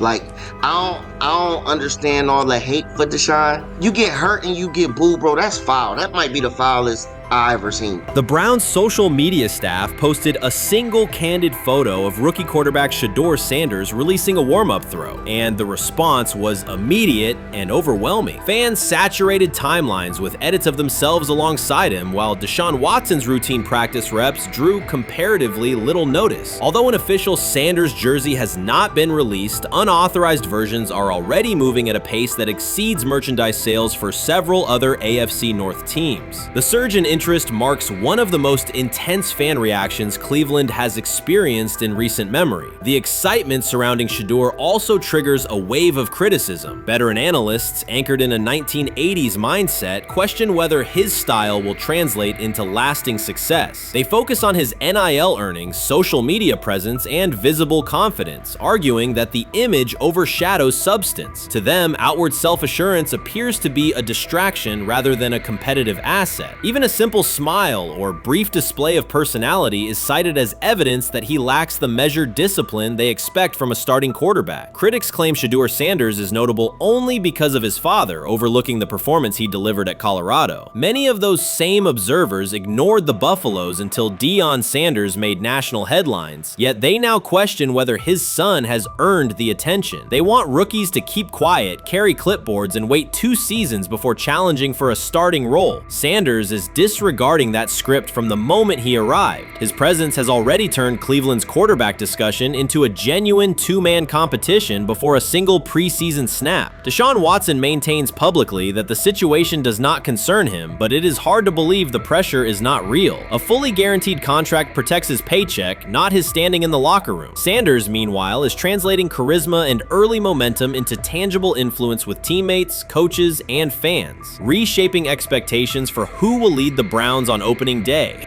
I'm a firm believer. If I wanted Shedeur Sanders at 2, at worst at 33, of course I already think that he's better than other quarterbacks. Because that's the type of talent, that's where I would have picked him at. And if he was at 2 or 33 and he still had this same exact skill set, we would be talking about him starting and playing. Right. Well, that'd only be 3 quarterbacks. It'd be 3 quarterbacks, not 4. 4, yeah. But since he moved to the 5th round, that's cool. They might have to go along with it. But to me, I think if you ask who got the best tools, I'm going with Shedeur. Shedeur Sanders has not taken a single professional snap, yet discussion about him has split NFL social media into 2 camps. One side already argues he should start immediately. The other worries about what that means for veteran quarterbacks like Deshaun Watson. Reporters now line the perimeter of Browns camp, scrutinizing every inconsistency in Watson's spiral and every precise throw from Sanders during drills. Each well-placed pass is clipped, posted to TikTok, and captioned as evidence of a future QB1. Cleveland is no stranger to quarterback drama, but this situation is different. Rather than cycling through another unproven starter, the franchise is dealing with a rookie who entered with more polish, public attention, and perceived readiness than most first-year players. Fans chant Sanders' name before he has appeared in a preseason game, while the established starter works to maintain his relevance. The atmosphere is not yet a full controversy, it is a countdown. Traditional analysts insist on the importance of experience and respecting the process, yet Sanders is progressing on the timeline set by the supporters who already view him as the next leader of the offense. Shedeur Sanders did not treat Day 4 of Browns training camp as anything other than work. He completed 8 of 11 passes with 3 touchdowns, operating with control and accuracy throughout the red zone periods. The throws were varied, a well-placed ball to rookie Luke Floria that led him across the goal line in stride, a firm throw to Cade McDonald over middle after a quick read, and a tight window completion to Deontay Johnson at the back of the end zone with 2 defenders closing. The sequence showed timing, poise, and placement under pressure. While national attention centered on Joe Flacco's underneath completions and Kenny Pickett's option and rollout periods, Sanders produced scoring plays on schedule. The performance was not the product of broken coverages or end-of-period reps. It came within structured work, with defenders in position and the offense executing standard progressions. The accuracy rate, 8 completions on 11 attempts, reflected consistent mechanics and decisions. The operation was steady from huddle to snap to finish. Despite that session, the distribution of first-team snaps did not change. Camp logs indicated that Pickett and Dillon Gabriel continued rotating with the starters, while Sanders remained primarily with the second unit. With the first preseason game approaching, that choice drew more attention from observers who expected productive days to be followed by expanded opportunities. The question surfaced again: what additional evidence is required to evaluate Sanders with the top group? The 3 touchdowns illustrated different aspects of his profile. On the throw to Floria, Sanders used a measured trajectory to lead the receiver away from contact and into the end zone. On the ball to Johnson, he identified leverage, held the safety with his shoulders, and delivered to a precise spot at the back line. On the throw to McDonald, he eliminated the first read, reset, and drove the ball into the window before the hook defender could squeeze it. Each score reflected a particular tool: anticipation, manipulation, and velocity within standard timing. Comparisons to the other quarterbacks were straightforward. Pickett produced 2 touchdowns but placed 1 late ball that exposed a receiver to contact near the goal line. Gabriel accounted for 1 score, with additional gains coming on checkdowns and designed movement. Flacco advanced the ball in short increments without finishing drives during the same period. Sanders converted opportunities into points repeatedly and without turnovers. The rotation, however, remained unchanged. Head coach Kevin Stefanski and the staff continued to allocate first-team work to the same group, describing the process as an open evaluation. In practice, that has meant extended starter reps for Pickett and Gabriel, veteran scripts for Flacco, and second unit periods for Sanders. The disconnect between output and opportunity was notable, particularly given the stated goal of reaching an early decision at quarterback. When asked about the timeline recently, Stefanski said the preference was to decide sooner rather than later, an acknowledgement that the window for assessment is limited as preseason approaches. Speculation about motives is common in such situations. The discussion has included references to front office perspectives and ownership influence. Owner Jimmy Haslam is widely viewed as supportive of drafting Sanders. General manager Andrew Berry is known for prioritizing fit, traits, and process within the roster building model. Stefanski reports to Berry, and the practice plan reflects coaching evaluation within organizational parameters. None of that guarantees any outcome. It does explain why rotations can remain conservative even after strong individual periods. Regardless of internal views, the most useful next step for the evaluation would be a defined set of first-team snaps for Sanders to put comparable tape next to his peers. There was also outside attention on several practice segments from earlier in camp that showed Sanders throwing during lulls to non-receiver personnel, ball attendants, staffers, and assistants, while other quarterbacks were in script with full units. Those clips circulated widely and were interpreted by some as dismissive. Sanders addressed questions about it by narrowing the focus to preparation, explaining that his responsibility is to be ready for the work assigned and that he has adjusted at every level of competition, from HBCU ball to the Power 5 and now the NFL. The response matched his general approach: acknowledge the situation, maintain routine, and continue to execute when the next period begins. The broader draft day and narrative context remains part of the conversation. Sanders' college resume included efficient production and high completion rates across 2 programs, culminating in national recognition such as the Johnny Unitas Golden Arm Award. His selection in the 5th round was driven by varying evaluations of projection, scheme fit, and development timelines. The result is the current environment. He must present his case within limited windows, then wait for access to the next rung of competition. That does not make the process unfair, it makes it exacting. The best answer, for him and for the staff, is additional, comparable reps and clear tape.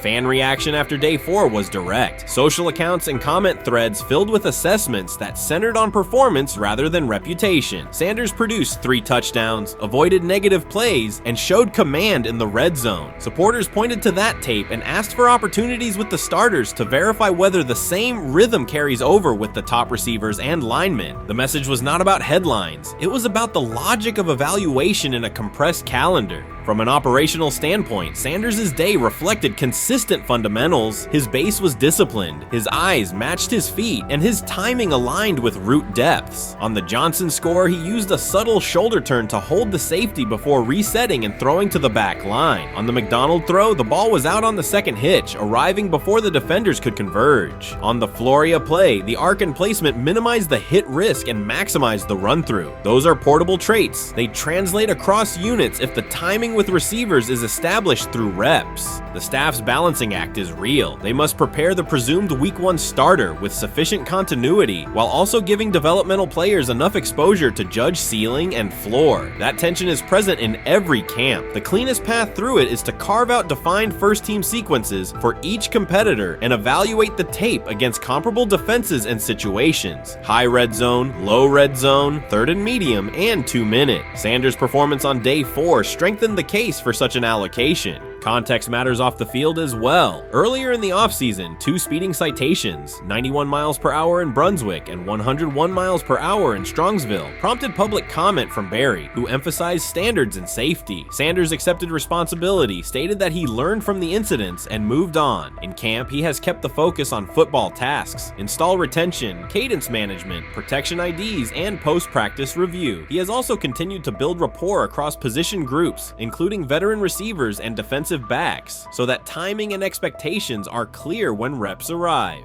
None of this diminishes the experience of the veterans in the room. Flacco has decades of film, Pickett has multiple seasons of NFL starts, and Gabriel brings mobility and a defined collegiate profile. It does, however, underscore the purpose of camp, to align decisions with current performance. Sanders produced the most efficient scoring period of the day. The next logical step is to see that operation with the starting unit, document the results, and compare them to the other candidates under the same conditions. The preseason opener will compress timelines further. Install packages expand, and coaches begin to narrow personnel groupings. If the objective is to identify the quarterback who can operate the offense most cleanly on Sundays, then structured exposure now will give the staff better information later. A small but deliberate set of first-team snaps for Sanders, scripted early downs, a third down sequence, and a red zone series would provide data without disrupting broader preparation. Until that occurs, Sanders can only continue to control process and execution. Day 4 showed what that looks like when opportunities align. Efficient reads, disciplined mechanics, and finishes in the end zone. He did not seek attention for the sequence. He put it on tape. If the evaluation remains consistent with the stated competition, comparable snaps should follow. If they do, the staff will have a clear, side-by-side measure. If they do not, the question from observers will remain the same. What more needs to be seen to justify the look?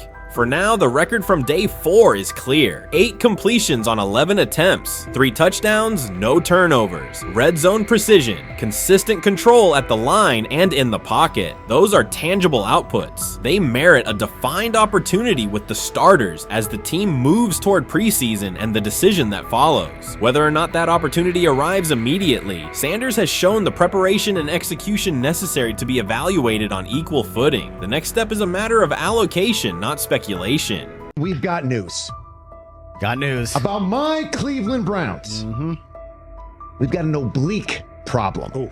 Obliques are big deals, especially when it's your quarterback. Now, he might be 4th on the depth chart, but he was number 1 in the preseason game last week, and he did a great job. 138 yards, 2 touchdowns. Shedeur Sanders has an oblique injury. That is not good. I do not like this. I hate this because I want to see more reps for Shedeur Sanders. Shedeur Sanders, a projected breakout this season, has been sidelined unexpectedly. The Browns coaching staff confirmed an oblique injury significant enough to keep him out of all activity. No reps, no drills, no warm-ups. Concerns are rising about how this may affect his momentum and force adjustments to the team's plan. The focus now is his recovery timeline, the impact on his development, and the next steps for the quarterback depth chart. Browns rookie quarterback Shedeur Sanders injured his oblique during practice today, putting his status in doubt for Saturday's preseason game against the Eagles. He's the latest quarterback on Cleveland's roster who has dealt with a health issue, joining fellow rookie Dillon Gabriel and Kenny Pickett.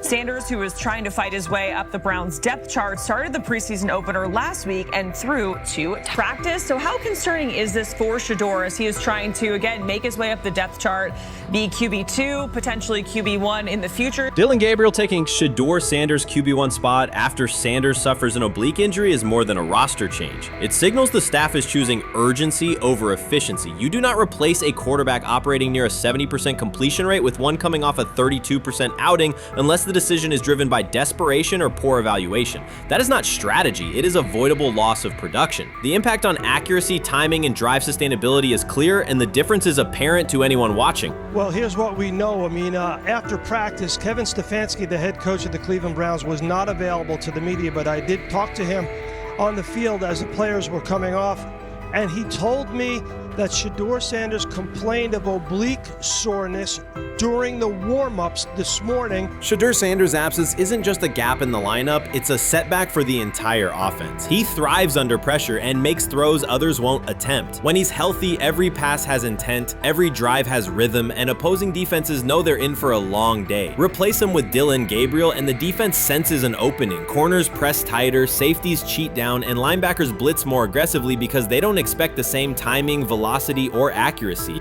Yes. I mean, yeah, I'm a fan.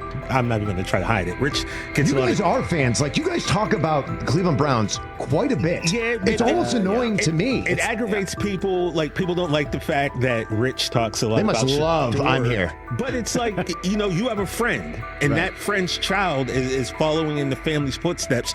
You want them to do well. I don't know why people have such an issue. I know Rich is supposed to be impartial, but it's kind of hard when you have that type of tie to it. But yeah, I'm rooting for Shedeur, man. And Dillon Gabriel's 32% completion rate isn't just poor, it's untenable at this level. A number that low needs no context. It means 2 misses for every completion. Weather, opponent, and play calls are secondary when efficiency is that limited. That output does not sustain drives or keep the full playbook viable, yet he is starting while Shedeur Sanders is sidelined. The contrast is clear. Sanders brings accuracy, timing, and command. Gabriel's recent performance reflects inconsistency and missed opportunities. Choosing Gabriel under these circumstances reduces offensive reliability and invites defensive pressure. It is a decision that sacrifices efficiency and field position. So it'll be interesting to see what happens with Dillon Gabriel, but to the Shedeur Sanders point, it is unfortunate because I thought he was gaining some momentum. I know the practice that they had before they left for Philly, Daniel Oyefusi reported that he actually took the most reps of all of the quarterbacks. And that was the first time that had happened. It was the first time that he had went ahead of Dillon Gabriel, practicing with the twos, etc. So, like, coming off that stout performance against the Carolina Panthers, he was gaining momentum. If this were a clean evaluation, there would be no debate. Shedeur Sanders is the clear choice. He's accurate, composed, and consistent with a track record of high-level production. Dillon Gabriel remains a question mark, and not the kind that stresses defense. He's the kind that makes coaches consider leaning on the run to limit risk and protect field position. The reality is that injuries create openings for players who haven't earned them. Gabriel has stepped into QB1 while Sanders is out, but that reflects circumstance, not superiority. We don't know the severity of this oblique injury and whether it will even keep him out of Saturday's game against the Eagles. As for moving up the depth chart, I'm the Browns preseason sideline reporter. I was there Friday night when he burst onto the stage and set the NFL world buzzing.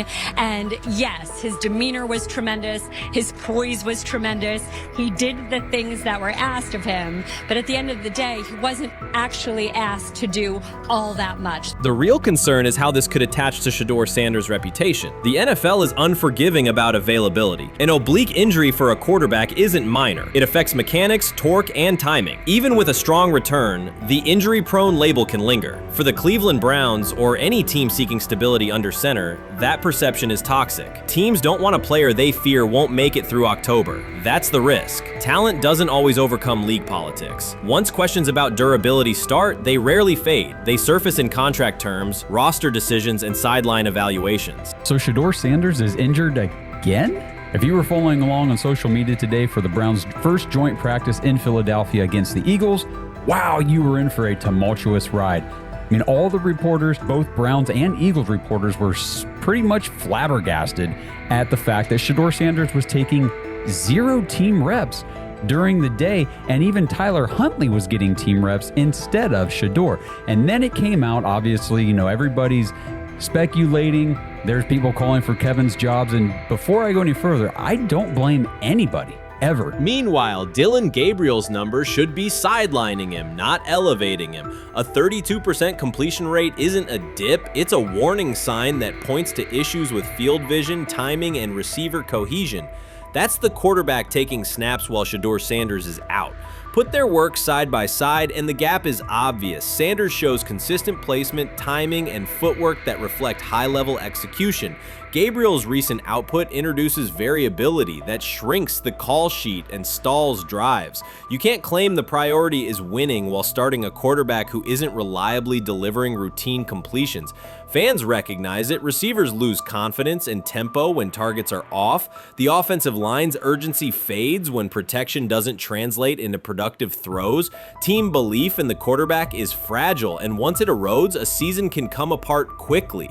We could be looking at, 3/4 of Snoop and maybe 1/4 of Dillon Gabriel. Not really exciting for the fans. Of course, it would be nice to see what Dillon looks like. Did spend third-round capital on him. If you're Dillon Gabriel and you're a rookie, is not you be want to get healed. You want the reps. You want to take these reps. So what do you do to prepare yourself and get ready? Because man, when rookies get injured, it's like these reps are so valuable. Yeah, sets him back a lot. We do have some video here. Mike Garafolo had some video of Jalen Hurts kind of helping Shedeur use his cart to get off the field here. Shedeur Sanders changes the entire equation. His presence under center keeps defenses honest, keeps teammates engaged, and expands the coaching staff's options. You can call vertical shots, open the playbook, and control the game's tempo. Dillon Gabriel limits that. With him, the playbook narrows, drives stall, and the defense ends up on the field too long trying to compensate. The Cleveland Browns are not in a position to gamble at quarterback. This is a franchise with a difficult history at the position. With Gabriel, the issues are visible from the stands. A 32% completion rate won't jump to 60% with a few extra reps. If anything, it will decline as defenses present looks they would not risk against Shedeur. And that's the core issue. Shedeur Sanders at 80% is still a better quarterback than Dillon Gabriel at his best. That isn't exaggeration, it's the numbers. If Sanders is a 70% passer when healthy, even a drop to 60% keeps him well ahead of where Gabriel is now. Yet the team is rolling with the quarterback who isn't delivering routine completions. Every week Sanders is out, his hold on QB1 loosens. That's the hard truth. The longer Gabriel stays in the role, the more coaches cite continuity and chemistry to cover what's happening on the field. Every throw and every drive has to be a statement, not just to win, but to erase any notion that Gabriel is a legitimate alternative. In the NFL, QB1 isn't handed back because you used to be the best option. You have to take it.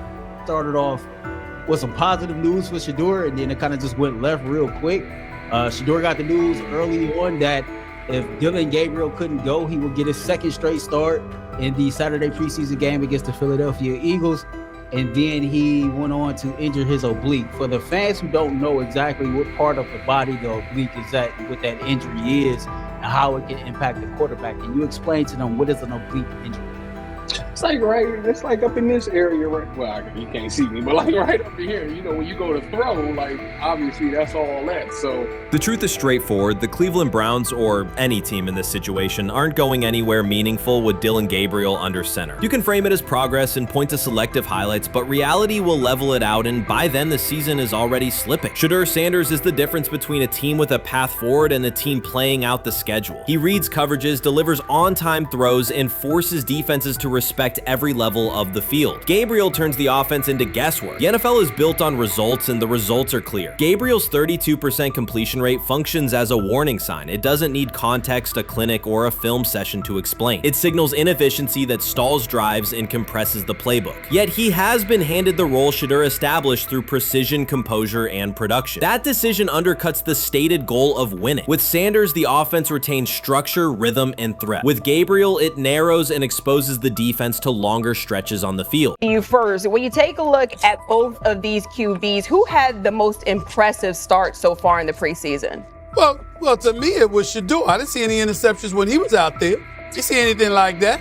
I mean, don't get me wrong. I don't think Dillon Gabriel did a bad job. I was impressed with the brother, but I'm going to go with Shedeur. The pressure was on him. The spotlight was on him. Stephen A. Smith didn't just call out Dillon Gabriel. He held him accountable and made him rethink his comments. The moment Dillon Gabriel spoke and went after Shedeur Sanders, it wasn't a minor slip. He crossed the line and stepped directly into Stephen A. Smith's wheelhouse. And Smith answered with a clear, direct response that left no room for misinterpretation. The comparisons were emanating from the media more so than anybody else. And that's what I think, that's exactly who I think he was directing his comments towards. Having said that, Dillon Gabriel, respectfully, it was stupid. A very dumb comment to make. First of all, let me tell you something right now.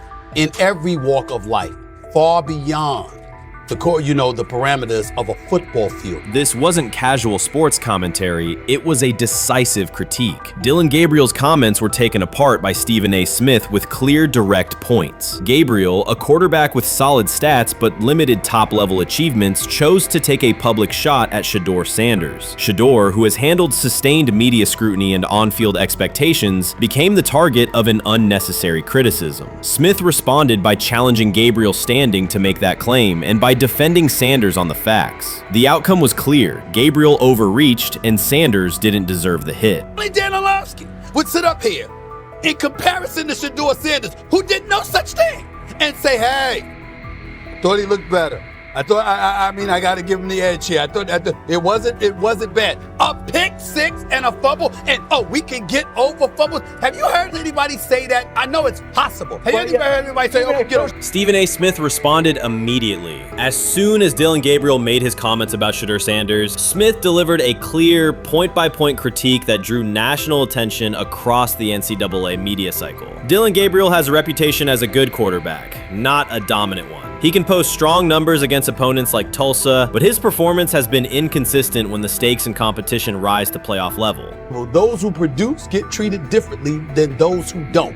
What he said echoes the mentality of all of America practically, and most certainly the world, as we see things being globalized more and more every day. It was a stupid, idiotic, immature comment, because clearly you were feeling the heat because a lot of people was talking about how Shedeur should be QB. Dillon Gabriel is a capable quarterback, but not a standout. Even so, he chose to talk down to Shedeur Sanders, a quarterback who has navigated constant scrutiny and pressure and still represents the future of a program that was struggling before he arrived. The comparison was weak. The criticism was unnecessary. Stephen A. Smith recognized that and dismantled Gabriel's argument with a clear, direct response. How the Browns react to this, how the locker room reacts to this, how Shedeur reacts to this, because it was a clear shot at Shedeur. But let's say Dillon Gabriel's talking about the media. How could you be a brand new quarterback in the NFL and the first time you get behind a mic after your first game, you throw the media under the bus? That's out of arrogance. Stephen A. Smith excels in moments like this. When Dillon Gabriel made his remarks about Shedeur Sanders, Smith responded with a focused, direct critique. He questioned Gabriel's standing to make that claim, noting that Gabriel has transferred between programs and has not been a Heisman finalist. Without theatrics, Smith laid out why Gabriel's resume doesn't justify taking public shots at Sanders. Smith's point was clear. Targeting Shedeur Sanders, a quarterback central to his program's future and consistently under intense scrutiny, was misplaced. Gabriel's criticism lacked the substance to support it, and Smith methodically showed why. Today on his 42nd I want you to be meaner birthday. That's number one. Number two, after the game, the Browns head coach Kevin Stefanski said there was a mix-up in the routes and that players were in the area that they shouldn't have been. Look at Stephen A's face. Look at Stephen A's face. Look at his face.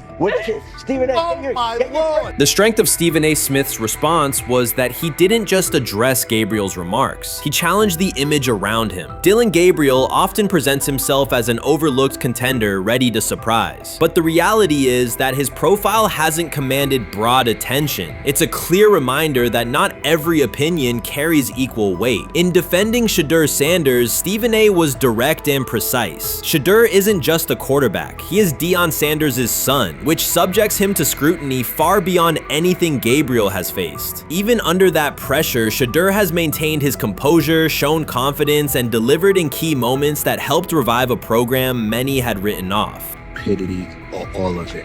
I thought it was a clear shot at Shedeur due to the fact that his Oregon coach threw a shot at Coach Prime and Shedeur during their meeting at Colorado last year.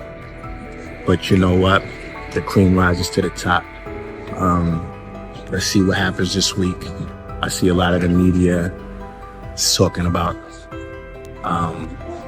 they think it was about the media and not about Shedeur.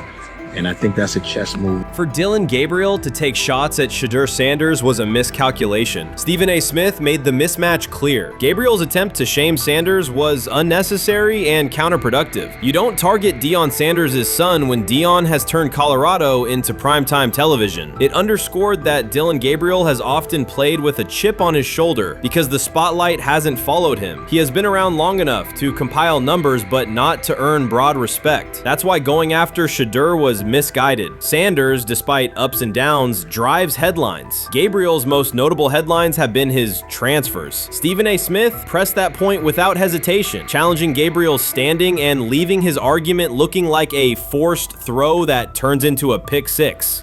you know what, still needs to thank me a little bit more for that restaurant I treated him and his family to, because it was big time, and stop embarrassing me by going places and trying to use coupons. That's how pathetic he is. The point is that, yeah, a pick six and a fumble is usually considered a bad day. Stephen A. Smith didn't need to raise his voice to make the point. He presented Dillon Gabriel as a player whose talk outpaces his resume and defended Shedeur Sanders with clear comparisons. That's why he called Gabriel out so directly. The comparison wasn't just unfair, it was forced. Now look at Gabriel's record. The numbers are solid and he can win against average defenses, but the resume lacks defining markers. There's no sustained Heisman contention, no late season surge that reshaped the national picture, and no postseason moment that cements a legacy. The track record reflects steady production, not top-tier impact. That's the gap Smith underscored. Gabriel's criticism of Shedeur Sanders wasn't supported by what he has accomplished, while Sanders continues to carry a program under constant scrutiny. Let's see some of them step up and make some plays out there. Ain't no way. Gabriel ain't no way. He's not built like that. No way. And this one is picked off and going back the other way. Oh my God, why did he stop playing? Now it's a foot race. And that is that. They told me bust out my AP, perfect timing. H-shot, we about to get legendary. Shedeur started next game, baby. Shout out Dillon though, you know what I'm saying? Bro, I love you, my heart. What am I bigger than cheese, bro? You know what I'm saying? But Shedeur got it. Shedeur Sanders is a national brand who draws viewers for both performance and result. Dillon Gabriel's attempt to diminish him read as resentment. And Stephen A. Smith called out the insecurity and lack of awareness directly. Colorado under Deion Sanders is prime time, and Shedeur sits at the center of that spotlight. If Gabriel expected the sports world to agree while he took a shot at Shedeur, he misread the moment. Smith dismantled the argument and questioned the credibility behind it. Gabriel will move on. He'll keep playing, give interviews, and have fans, but this exchange will trail his media profile as a reminder of a misstep. It's a clear example of a resume that doesn't justify taking public aim at a quarterback carrying that level of scrutiny and responsibility. For the Cleveland Browns preseason game today is that the way that some white folks watched Shedeur Sanders last week is the way that some black folks were watching Dillon Gabriel today. And it's not Dillon Gabriel for Dillon Gabriel's sake. Most folks don't have a problem with Dillon Gabriel. It's what he represents, which is the disrespect of a black person for no other apparent reason than they are a confident black person. Dillon Gabriel thought he was aiming up. Instead, he was placed back among quarterbacks who are good but not great. Stephen A. Smith made the central point. Dillon Gabriel doesn't shape the conversation. Sports are about narrative as much as numbers, and Gabriel's story doesn't move the culture, while Shedeur Sanders does. Smith highlighted that contrast clearly. By the end, Gabriel's credibility had taken a measurable hit. The critique was decisive and sent a broader message to any player considering public shots at Shedeur Sanders. If you step into that debate, you will be held to a higher standard and your resume will be tested. Dillon Gabriel learned that the hard way. You can't fire the owner because he can't fire himself. Yeah, someone's head's going to roll, unfortunately, in this situation. It's probably Stefanski and Barry. I saw on The Athletic. I don't think that's fair, by the way. Stefanski, that part. I agree. I was saying the other day on my podcast that Barry should be fired. And I said I wouldn't fire Stefanski, but a couple of people made the point of saying, well, if you fire the GM, you got to give him a chance to hire his own coach, which is fair. That's true. Mm-hmm. So I would fire Barry. I would hire a new GM.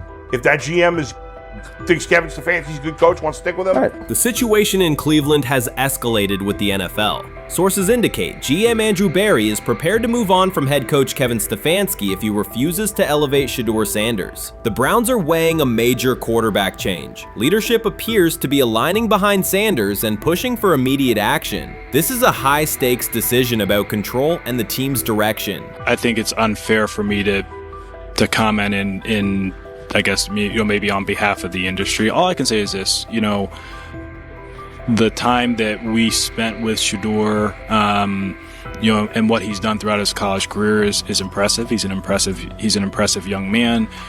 He's a really good quarterback. Sometimes, fit comes into play. And I'd also say this, there are 4 more rounds of the draft. And then maybe lastly, it's less about where you get picked and what you do after you get picked. That's really the most important thing.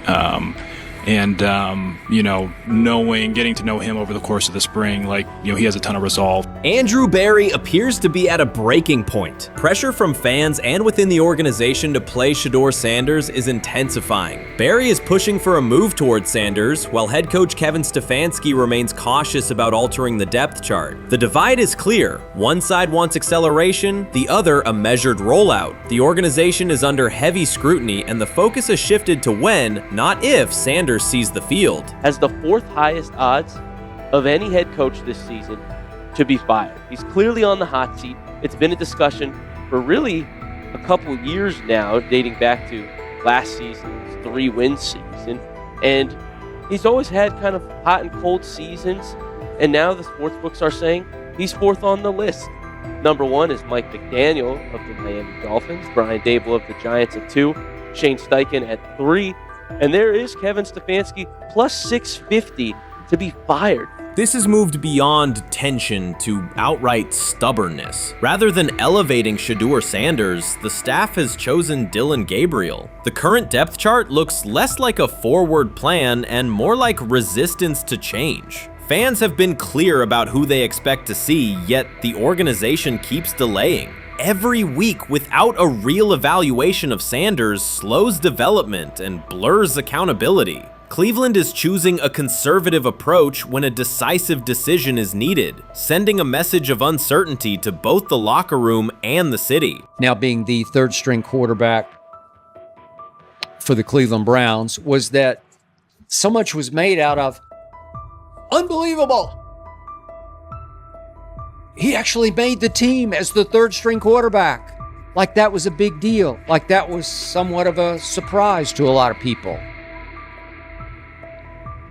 He should have been the first pick in the draft. Kevin Stefanski appears to be doubling down to validate his approach. Despite sustained demand from Browns fans to see Shedeur Sanders reflected in chants, merchandise, and constant discussion, he continues to keep Dillon Gabriel in front on the depth chart. The decision functions as an assertion of control rather than a response to momentum. Even with clear signals from the fan base, Stefanski is staying with Gabriel and delaying a full evaluation of Sanders. It is a deliberate choice to maintain his plan and pacing, not to accelerate change. Cleveland is prioritizing continuity over recalibration, keeping any transition to Sanders on hold. But yeah, I mean, the Browns are in a tough spot. They have wasted. You traded a ton of high draft capital to get Deshaun Watson. You've gotten nothing out of Deshaun Watson and missed an opportunity. Like, who knows who they would have drafted? Now, maybe they would have screwed up those picks and the Browns would still be in bad shape.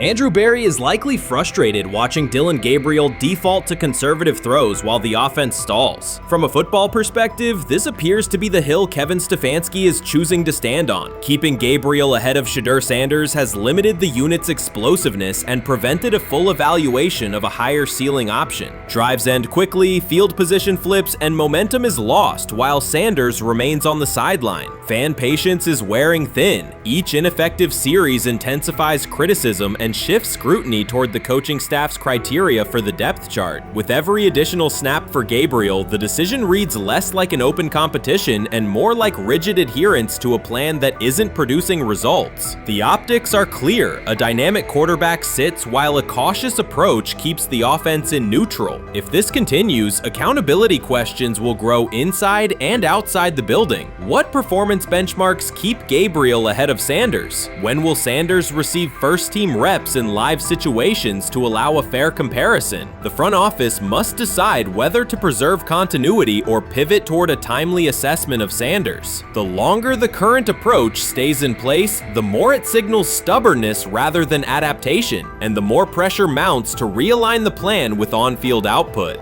I honestly see it happening if the Browns lose a bunch of games. Like if they get 5 wins or less, I see the report coming out now that Stefanski will be fired. I don't want it to happen. I want the Browns to be good, win a bunch of games. I think that they're going to be a team that is slept on and can at least get 7 wins, which is why if they don't, I see Stefanski getting all the blame for that, and there'll be a new coach in Cleveland. Because their players, to me, are there once again. We've talked about the incredible rookie class. The approach in Cleveland lacks consistency. One week, Andrew Berry signals he wants Shedeur Sanders on the field. The next, Dillon Gabriel gets the reps and the plan stays conservative. Through it all, Kevin Stefanski shows limited urgency despite pressure on his job security. Fans are asking for an offense that can push the ball, change field position, and produce points. Instead, the unit leans on short throws and cautious sequencing. Gabriel's play keeps the ceiling low and momentum static, while a full evaluation of Sanders is postponed. The result is growing frustration and a clear disconnect between the front office, coaching staff, and expectations in the stadium. The NFL tried to teach him and his father a lesson. You don't act like that. You don't talk like that before a draft. We'll show you how our game is played. We will watch you plummet all the way. I think he would have gone undrafted except for that owner in Cleveland. And he is the key to everything because he is something of an against the grain maverick owner. He's kind of a wannabe Jerry. Fan speculation is growing. Some believe Kevin Stefanski lacks confidence in Shedeur Sanders. Others think he's prioritizing Dillon Gabriel for reasons unrelated to performance. A more extreme view claims Stefanski is manipulating outcomes to secure a buyout. Whatever the motive, the risk is clear. This approach is straining his relationship with GM Andrew Berry and alienating the fan base. Pressure is rising, Berry's patience is running out, and supporters have shifted from requests to demands. If the current plan continues, calls for a change in quarterback and accountability will intensify.